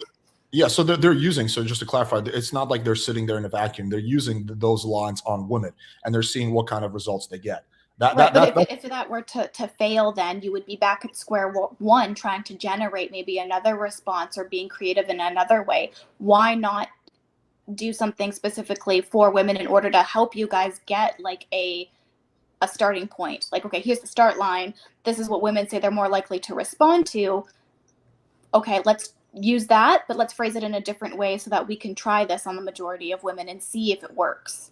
Yeah, you can use it as a starting point. I have done that in the past, but I think it's like still like I guess what I'm trying to get at is if I say like say this line, right, and 100 women in the comments say this line is dog shit, this would never work on me. That doesn't mean much to me. What would mean a lot to me is if 100 guys tried that line, they're all like, "Yo, dude, I got bad responses." That would be really good data, and then I would reconsider it, right? So, and what's happening with my TikTok content is I typically have a whole bunch of women in the comments saying, I don't think this would work on me. And a whole bunch of guys who are trying and saying, yo, dude, this worked. Right. So I'm consciously choosing to ignore the woman saying, I don't think it will work, because that's poor data, because that's their speculation versus that guy. It's actually like firsthand account and results. Right. So I care results a lot more than I do about like speculation, because I'm interested in giving people information that works, not giving people information that women think work. If you go off like TikTok and you're like, what do you think, work? You're going to come up with advice like, oh, just be yourself and be genuine and just be respectful, right? That doesn't really help anyone, right? Like that's all like no fucking shit. So that's why like you got to like, go a lot deeper than that. And you have to ignore if a woman, how a woman could prove to me that my shit doesn't work? You know what she would have to do? She would have to create an account as a guy and take my lines and message them to a bunch of girls and show me the data that it didn't work. That would be very good data. And I'll be very open to reconsidering my positions if they do that. But if she just says, oh, me and my friends don't think this will work, that's completely irrelevant data. I mean, I think that you couldn't use that as like hardcore evidence of, okay, we're just not going to do it then. But I think it's worth taking into consideration, especially when, women do say things like, be yourself. And it is very vague, and I totally understand that. But is it because they're looking for a genuine response that they want to actually see how this person interacts rather than rehearsing lines to them? Right. But again, the issue is that there's quite often a massive difference between what women say is what they want or what is going to work and what actually works. Like that's why women often, this is like the meme, basically women like, I just want a nice guy, and then like 2 days later she fucks the asshole, right? Like how often does that happen? Women like, I just want a really nice guy, but they don't really want a nice guy. That's like an extreme example of that. She wants. But how do you know that? How do you know she wasn't manipulated into thinking that this person was a nice guy? Like I said, there's two sides of a coin. You don't know that woman fucked the wrong guy, but maybe she didn't know that at the time. Well, but you have to look at what women do and not what they say, right? So I'm way more interested in women's behavior than what they think their behavior is going to be. So if a woman is like, when I'm like trying to figure out like gather data, right? I'm not like, okay, like let's take one that me and my girl. My girlfriend has a theory that she says that she doesn't think to her looks really matter. Okay, that's her speculation. Well, then I look at all her exes and they're all these like fucking beefcakes, right? So, she says one thing, but her actions suggest it looks very much matter. I don't think it's a coincidence that every guy she dates is like, fuck, before me, he's like super jacked, right? I'm exaggerating a little bit, but yeah, like, so that's an example of where like her words don't really matter that much to me. I'm more interested in her actions when it comes to figuring out like what to base my advice on. So if I'm trying to figure out whether looks matter for my girlfriend, I would be a complete fool to look at her words instead of looking at her actions and deeds. Right, and I do agree with you. I do think that actions are obviously more telling. With that being said, though, again, I think that it is important to at least get both sides of the story and understand what it is that women are going to be at least more receptive to as a starting point. You don't have to take it as gospel, but I think that if men want to interact with women, you then have to interact with women as well to make sure that like, that what you're putting out there is actually going to work. It might work, it might not, but it's always good to get, I think, both sides, rather than just tailoring primarily to men. which I Well, the understand that is your content. the whole goal is for men to get women, right? So women, of course, are a humongous part of this equation. They're the main part of this equation. I think guys don't actually care which strategy they use as long as it's a strategy that works. So it's actually the whole thing is literally actually revolves around women. It's not a male centered strategy. It's a women centered strategy. But the bias is that men's data is being prioritized way more. And this just goes back to like like just being like, I guess I'm not like a scientist or something like that, but I understand the basic scientific method of how to gather data, and you can gather data totally in a incorrect way and come up with really, really bad conclusions, which has happened all throughout like our history. Or you can be like pretty good and diligent about how you gather data. And so if my goal is to find out what do women say works, then the best thing I can do is ask women, right? But that's not my Right. goal. My goal is to find out what actually works, irregardless of what women say. So then I have to look at women's actions and what lines do they respond to. So that's the data that's interesting at that point. Right. No, and I totally do understand that. I understand that actually seeing something being put into practice is obviously, okay, we're more likely to believe this than just off of something that at that point, I guess, would just be speculation. Well, we just don't think it's going to work. And I totally do agree with you. And I can absolutely see your point there. And, I don't think that you're wrong in that. I just think it would also be good to, I mean, you say that this is all centered around women, yet you're catering mostly to men on how to get women. So Right, but it would be centered mostly around men saying that like, oh, this is the goal here. well, no, because the strategy needs to work for the woman. It doesn't need to work for the men, right? So the strategy, like when I'm figuring out the strategy, it is tailored around women because it has to be something that women positively respond to. It doesn't matter how men respond to the strategy unless it's something crazy like them, like I don't know, spending all their money. But aside from that, it doesn't matter what they think about the strategy. It only matters how well the strategy works on women, right? So that by default makes it like a woman-centered strategy, right? And if the roles were reversed, if I was giving advice to women, it would be a male-centered strategy, right? Because women, like if a woman's coming to me, like let's say I'm a Matthew Hussey, which is a dating instructor for women. Women are coming to him for advice on men, so he needs to give them strategies that work on men, which is actually like super easy. But I don't even know how he has the job. But yeah, so that's the thing there. But I think we're largely in agreement on that. Is there anything else you wanted to bring up?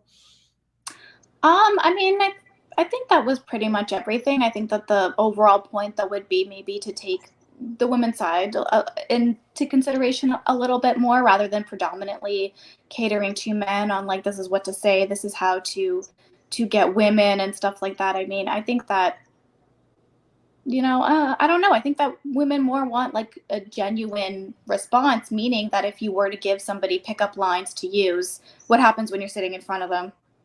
And they don't know are they going to be messaging you going, I don't know what to say, I don't know what to do, because the person that they're messaging is not really that person if they have somebody else generating responses for them. You can give them the tools on, hey, keep these principles in mind when you're messaging somebody. But if you don't tell them directly, here's what to say kind of thing, because then they're going to be at a loss for how they continue that, because then that's not a genuine behavior on their part. So you want to really be preaching to men, these are the principles, these are things that you need to keep in mind when you're trying to say something to a woman. It can't be something that's been like rehearsed almost. You can think about it, absolutely. Well, to be fair, I don't like actually advocate for people copying and pasting my lines. I'm like really clear on that. What I try to do is I try to help people understand the underlying fundamentals, and I give them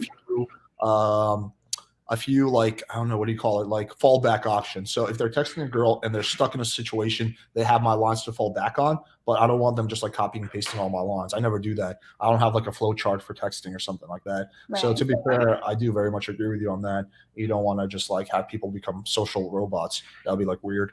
And that's not my goal as a content creator. Nor do I do that.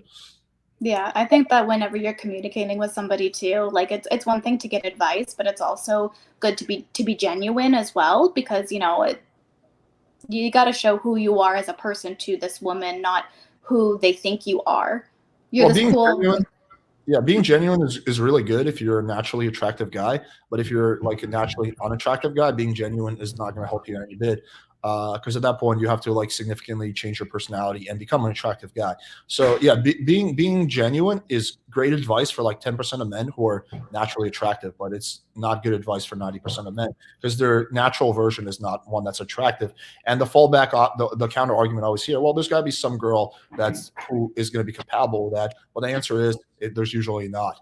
That's why there's a massive incel community, and that's why the guys are struggling more than ever. It's because there's no girl, right? So if you and your friends don't find this guy attractive, then chances are no girl is going to find this guy attractive, right? So that's right. But that also goes into the personality. If this is a person that's extremely like misogynistic and doesn't really respect women yet wants to know how to get women, this is somebody that women should stay away from possibly. So do you think that maybe them not getting women is a fault of their own because they're truly a person that should not be interacting with anyone on that level?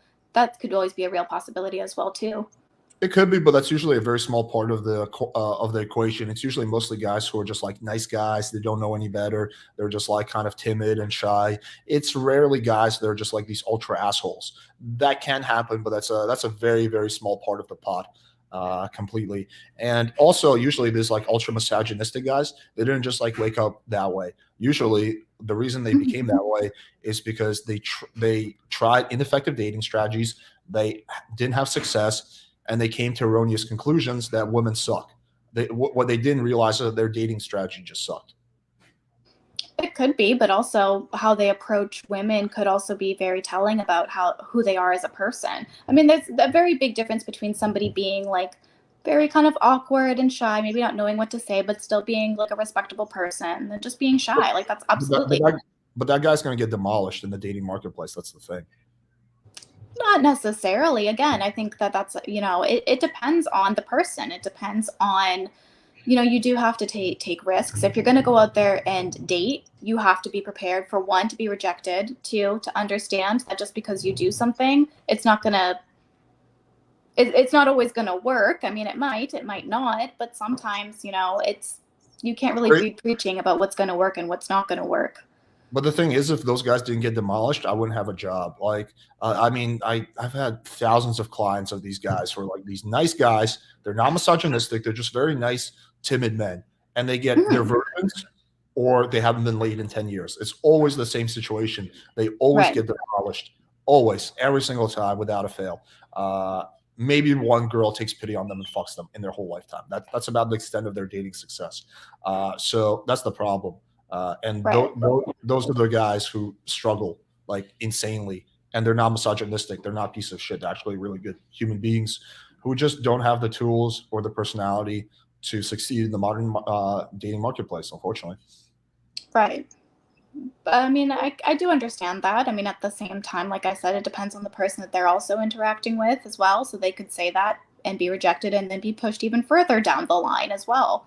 So again, it is always taking a huge risk, absolutely, whenever you're trying to guide somebody. And you also, again, don't want to take over too much. I mean, have you ever encountered a person where you're giving the pickup lines and this person just sucks either way, no matter what? Yeah, well, the solution with those clients isn't just to give them a bunch of pickup lines, is to have them fundamentally change who they are. But what I'm going at is, if you tell that guy who's like a shy, timid guy to just be yourself, you're not doing him any favors, and he's going to get destroyed in the marketplace. So you want to do the opposite. You want him to stop being himself and become someone else. He has to stop being that nice, timid guy and become more assertive, confident, dominant man. That there's no other way around that. He has to fundamentally change who he is, which can happen. It just takes time. So the solution for that guy isn't lies. It's for him to change who he is. But for him to be himself, that's a strategy he's tried for 35 years, and it led to him still being a virgin in his late 30s. Right. Isn't that kind of, I mean, I don't think that people should really change who they are. You can enhance what you have. Like, you can't take somebody that's like an absolute asshole and turn them into the most kind, loving, caring person in the world based off of like what you say to them. I mean, absolutely. I think that you can like enhance your communication skills. So somebody could be, again, a very shy, uncomfortable kind of person. I don't think that person should change who they are. I think that they should just enhance what they have. And that might be really bad. And they could be the worst person in the world, but I don't think we should be teaching people on how to change yourself as a person, because you know, at the end of the day, that's not going to be a change that's actually really going to last. You can You change maybe perspective and how you think. No, Absolutely. you can fundamentally change who you are and your personality. There's a concept called neuroplasticity. You can change your brain. When I was in like my late teens, you know, I was really shy and awkward around girls. I was super timid. I lacked confidence. I had low self-esteem. I fundamentally changed who I am. I'm a totally different human being right now. And you can absolutely change who you are. Like that. That is 100% possible. It's 100% doable. It just takes a lot of work.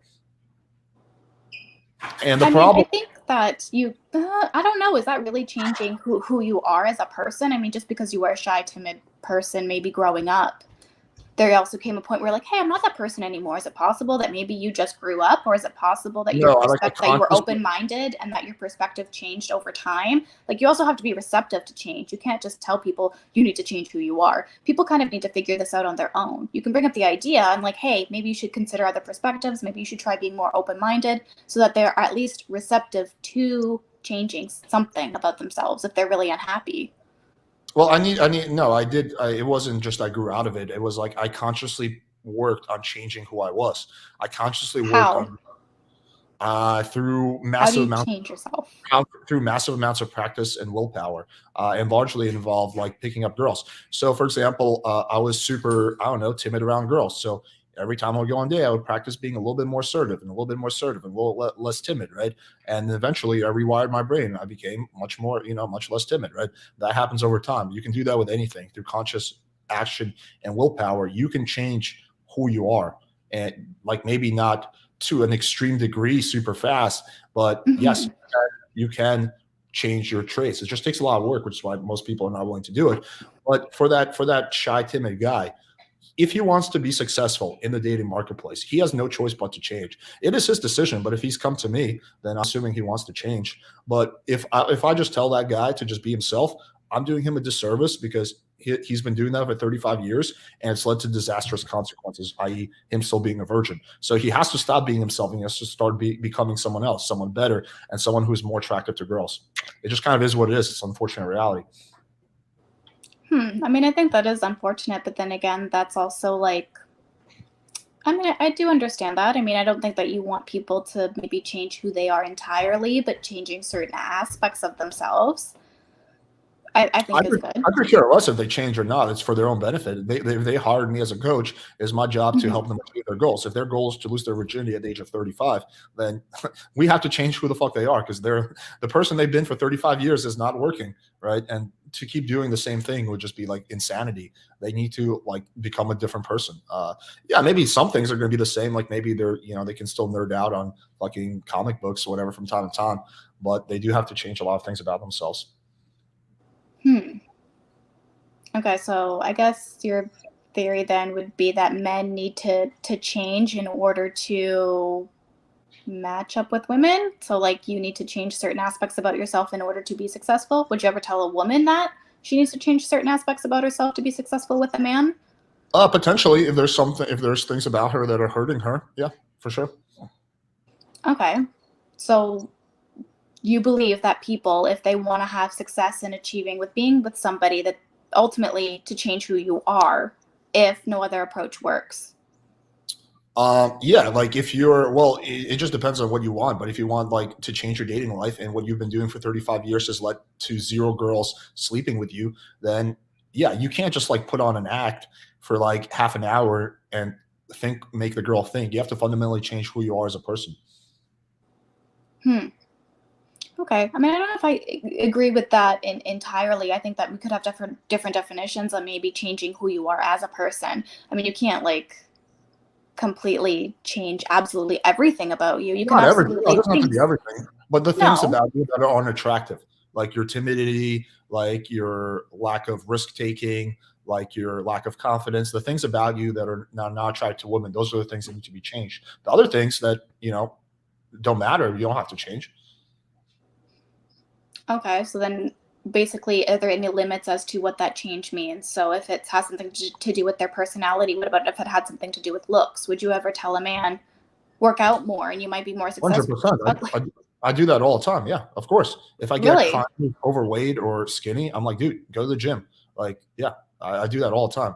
Of course, Oh. change yourself physically and emotionally. Yeah. Oh, and you would, so just to reiterate, if you would give that advice to men, would you also be giving that advice to women for them to change 100%. themselves Yeah, yeah. physically? If a girl's like overweight and she's like, I'm having a hard time meeting a guy, I would be doing her disservice. I didn't say, well, maybe you should lose your weight because that's probably part of the problem. What makes you think that that wouldn't be attractive to somebody? It might be attractive to somebody, but to most guys, it's not going to be attractive, right? Like there's things that are universally attractive. Like we agree that a woman who weighs 130 pounds on average is going to be way more attractive than a woman who weighs 300 pounds. So yeah, I mean, like that's just kind of is what it is.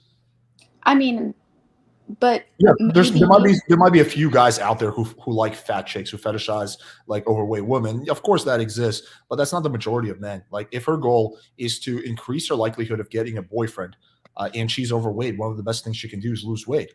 I have a female friend who like literally was a virgin until the age of 23, and she also weighed 300 pounds, and she lost weight, and now she's no longer a virgin. Now she has a whole bunch of guys who want to hang out with her, right? Like, what's the missing thing in that equation? She lost a lot of weight. okay, so basically change yourself physically in order to gain attention, because I just don't really agree with that. I mean, It's not to yeah, gain attention, it's to achieve your dating goals. If you're happy with your dating success, you don't have to change anything. But if you're right. unhappy with your dating results and there's one thing that's stopping you from being successful, like if you're a girl, maybe it's because you're extremely overweight, then like why not just like you want to change your dating results and you're fat, Right. why not lose weight? And then you can change your dating results because a lot more guys will be attracted to you. That seems like the But really how do you know it would be off of just losing weight? I mean, why would you assume that, like, hey, you're not getting results? Maybe it's because you look like this, and then so why don't we make you look more attractive and then send you back out there? Is that the theory? Or yeah, like let's lose 100 pounds and then we'll send you back out there. And you know what happens every time? They get better results.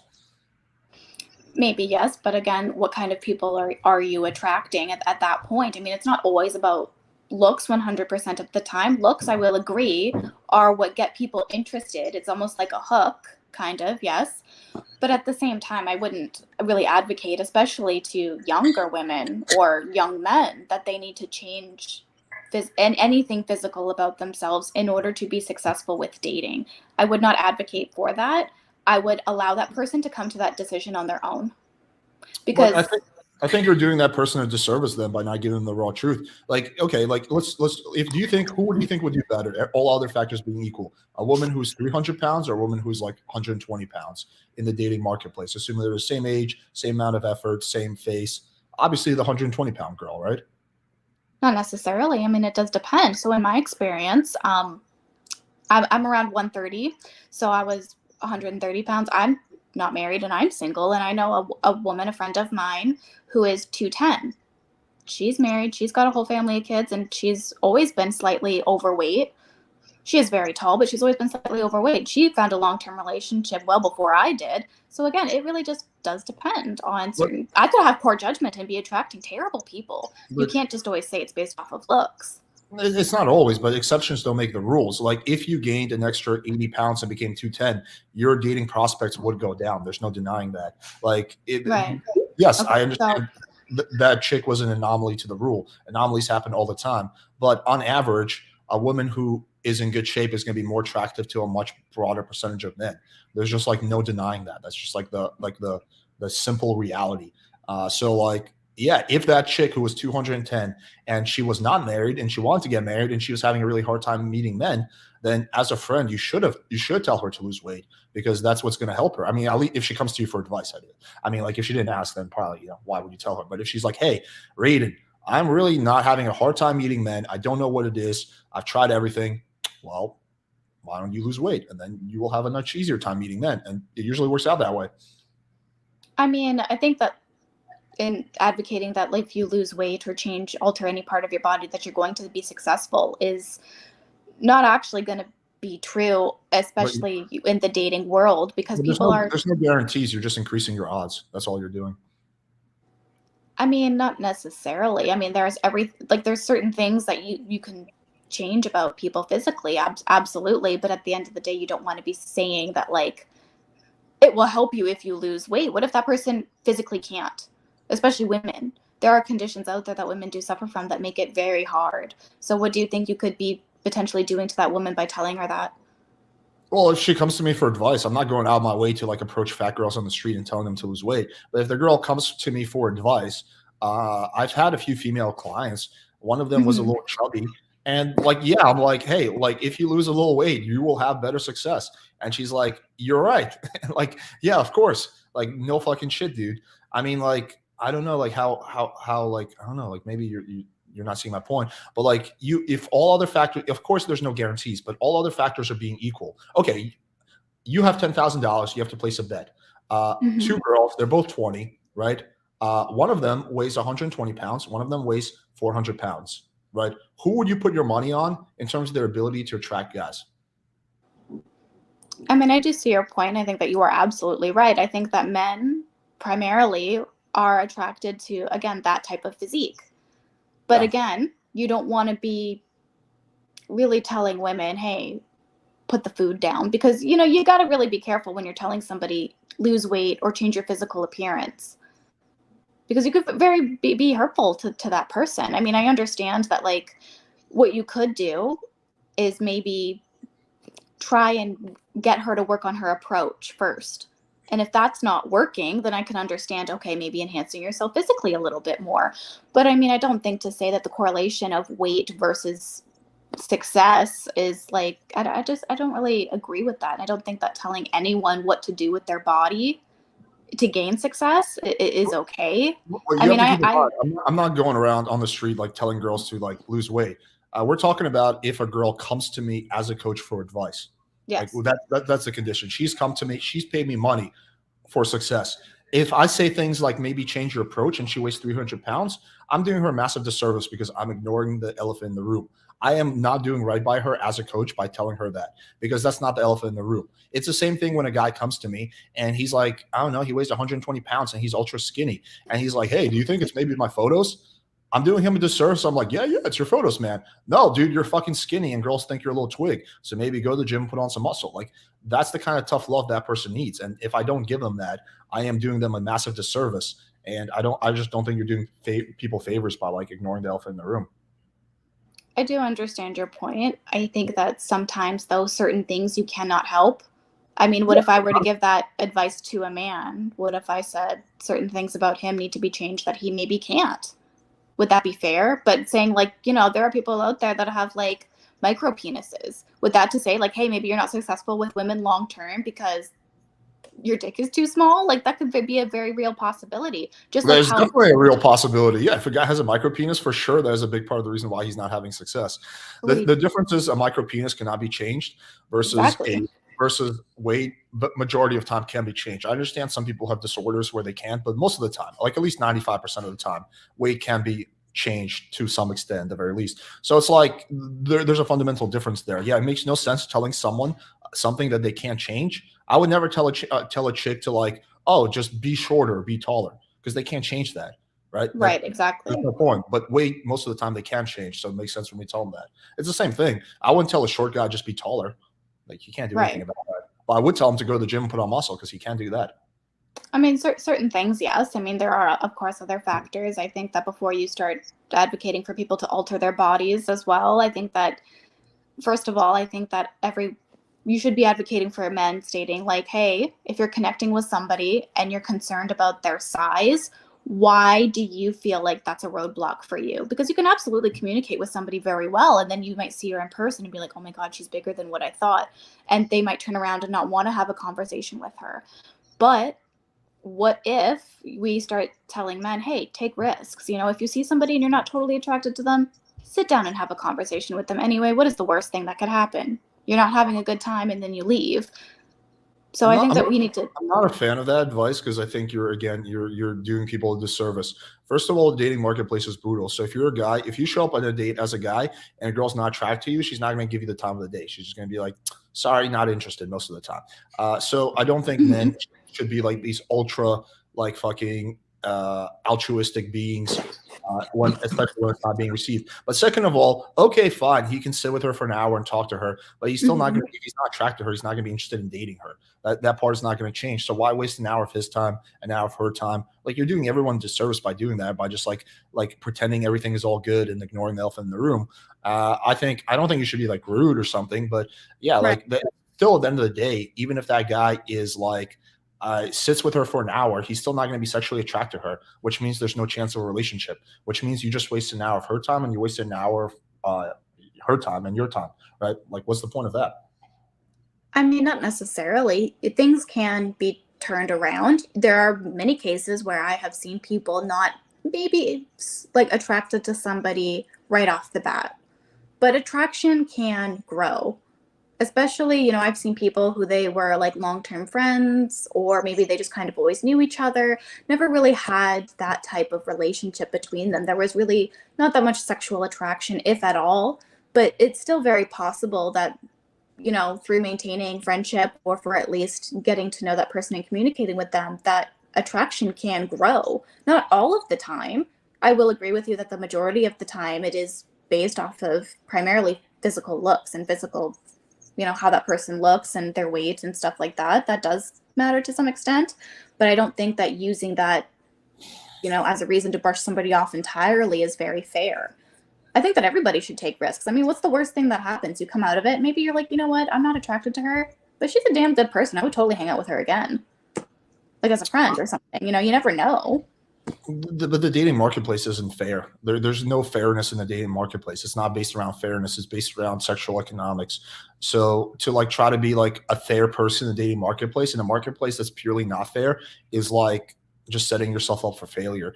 I guess nothing terrible can happen, but if you know, like, first of all, for men, it doesn't even work that way. Like, men can tell. Yes, I understand for women, they can sometimes get attracted to a guy they're not attracted to, but for a man, that doesn't happen. Like, if you're not attracted to a girl, you're not gonna gain attraction to her in a substantial manner just from like having a conversation. Like, you're either physically attracted or not physically attracted.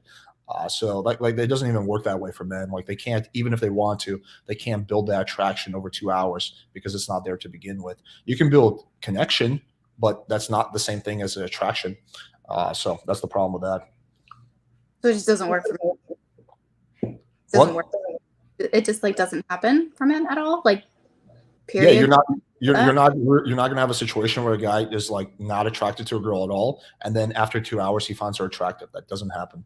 Well, maybe not after 2 hours, but the whole point would be a bit more open-minded. After 2 months, it's still not going to happen. But also, why would you waste your 2 months of your life talking to a girl you're not even attracted to? Why not just spend that time talking to a girl who you are attracted to? It seems like such a silly thing to do as a guy. Well, because I think that if you're talking to somebody, I mean, remember, there's like the pretext of you guys were connecting really well. You had a really good conversation. Maybe you liked the way that her face looked, but maybe you didn't see any other pictures of her until you see her in person and realize, oh, she's maybe about, you know, 15 to 20 or 30 pounds heavier than what I thought. I'm going to walk away. Like, I don't think that's very fair under the pretext that you guys did have a very good conversation. At least, you know, sit down, be a little bit more open-minded. Maybe this is why sometimes dating doesn't work for men, because they're not exactly open-minded. Sit down and have a conversation with somebody. Wait and is not always everything. It's very possible that attraction can grow. I do understand maybe more so for women, but it's possible with men too. You saying that, oh, it's absolutely not, no matter what. Well, maybe not today, maybe not the next day. And I don't think it's fair, absolutely, that a man doesn't, you know, you don't have to continue to invest if it's not for you. But if you can walk away from that interaction thinking, you know what, I'm not attracted to her, but I had a really good conversation with her and she seems like a lot of fun, and I would totally just keep her as a friend or hang out with her later. You know, but the majority of men on dating apps, they're not looking for more friends. They already have enough friends. They're looking for either romantic or sexual encounters. So like that would be like, yeah, if you want a friend, sure, you can befriend her. But if most guys are not looking for friends, and like I don't know, like me personally, I don't want more friends. I already have way too many friends for me to catch up with. The last thing I need in my life right now is more friends. So it's like for me, I would like, why would I want another friend? I already have way more than I can already talk to. I'm already overwhelmed with friends. I don't need any more. And I think it's like that for a lot of guys. I mean, I can understand that. Yeah, I don't want to, but then again, I don't want to perpetuate the fact that, like, I don't know. I just don't think like using women primarily for sex is really like should be the ultimate goal. But it has nothing to do with using women for sex. It all has to do with spending time with women who you're attracted to. And like I don't know why as a guy, if you're not looking for friends, you're looking for a sexual or romantic type of experience, even if you're looking for a wife, why you would why would you dedicate time to a girl who you're not attracted to? That just seems like the silliest thing ever. Like if you're looking for a friend, okay, sure. But if you're not, like, why would you do that? That's like I'm looking to get hired by a tech company, and I spend all day applying to like Trader Joe's and hardware stores. Like, no, Right. like I'm looking like this is like I'm just wasting my time right now. And No, like, I do you understand, gotta but like protect your time. But anyway, dude, I do gotta take off because my girlfriend's waiting on me. But I'll give you the closing thoughts. okay. So like I said, I don't completely like disagree with you. I do disagree, I think, with some of the way that your stuff does come off. I think that the ultimate goal would be to always like, I don't know, maybe stop teaching men that, you're only looking for a sexual encounter. I mean, that's okay. But at the same time, do it respectfully. You need to communicate with people, but also don't use women. If you're just going to be there solely for the purpose of sex, then you need to make that very clear. You need to make it known. And you don't, first of all, should not really be using another human being like that. Like, what makes you think that the woman would be okay with that? That's why you need to, make that very clear, but don't do it in a very immature way. At least handle it with some sophistication, kind of, so that you don't come off as a pig. Because sometimes I think that some of your content that I see kind of is like, oh, maybe if I was 16, that would have worked on me. But like hearing that now would make me feel really uncomfortable. Mm. Okay, cool. Yeah, well, thank you so much for coming on, Raiden. Appreciate you. All right. It was a good discussion. Wish you the best. Take care. Thank you. Bye-bye. All right, cool, guys. I'm going to dip. Thanks, everyone, for joining. We're going to be off tomorrow, and then we'll be back Sunday. Appreciate y'all.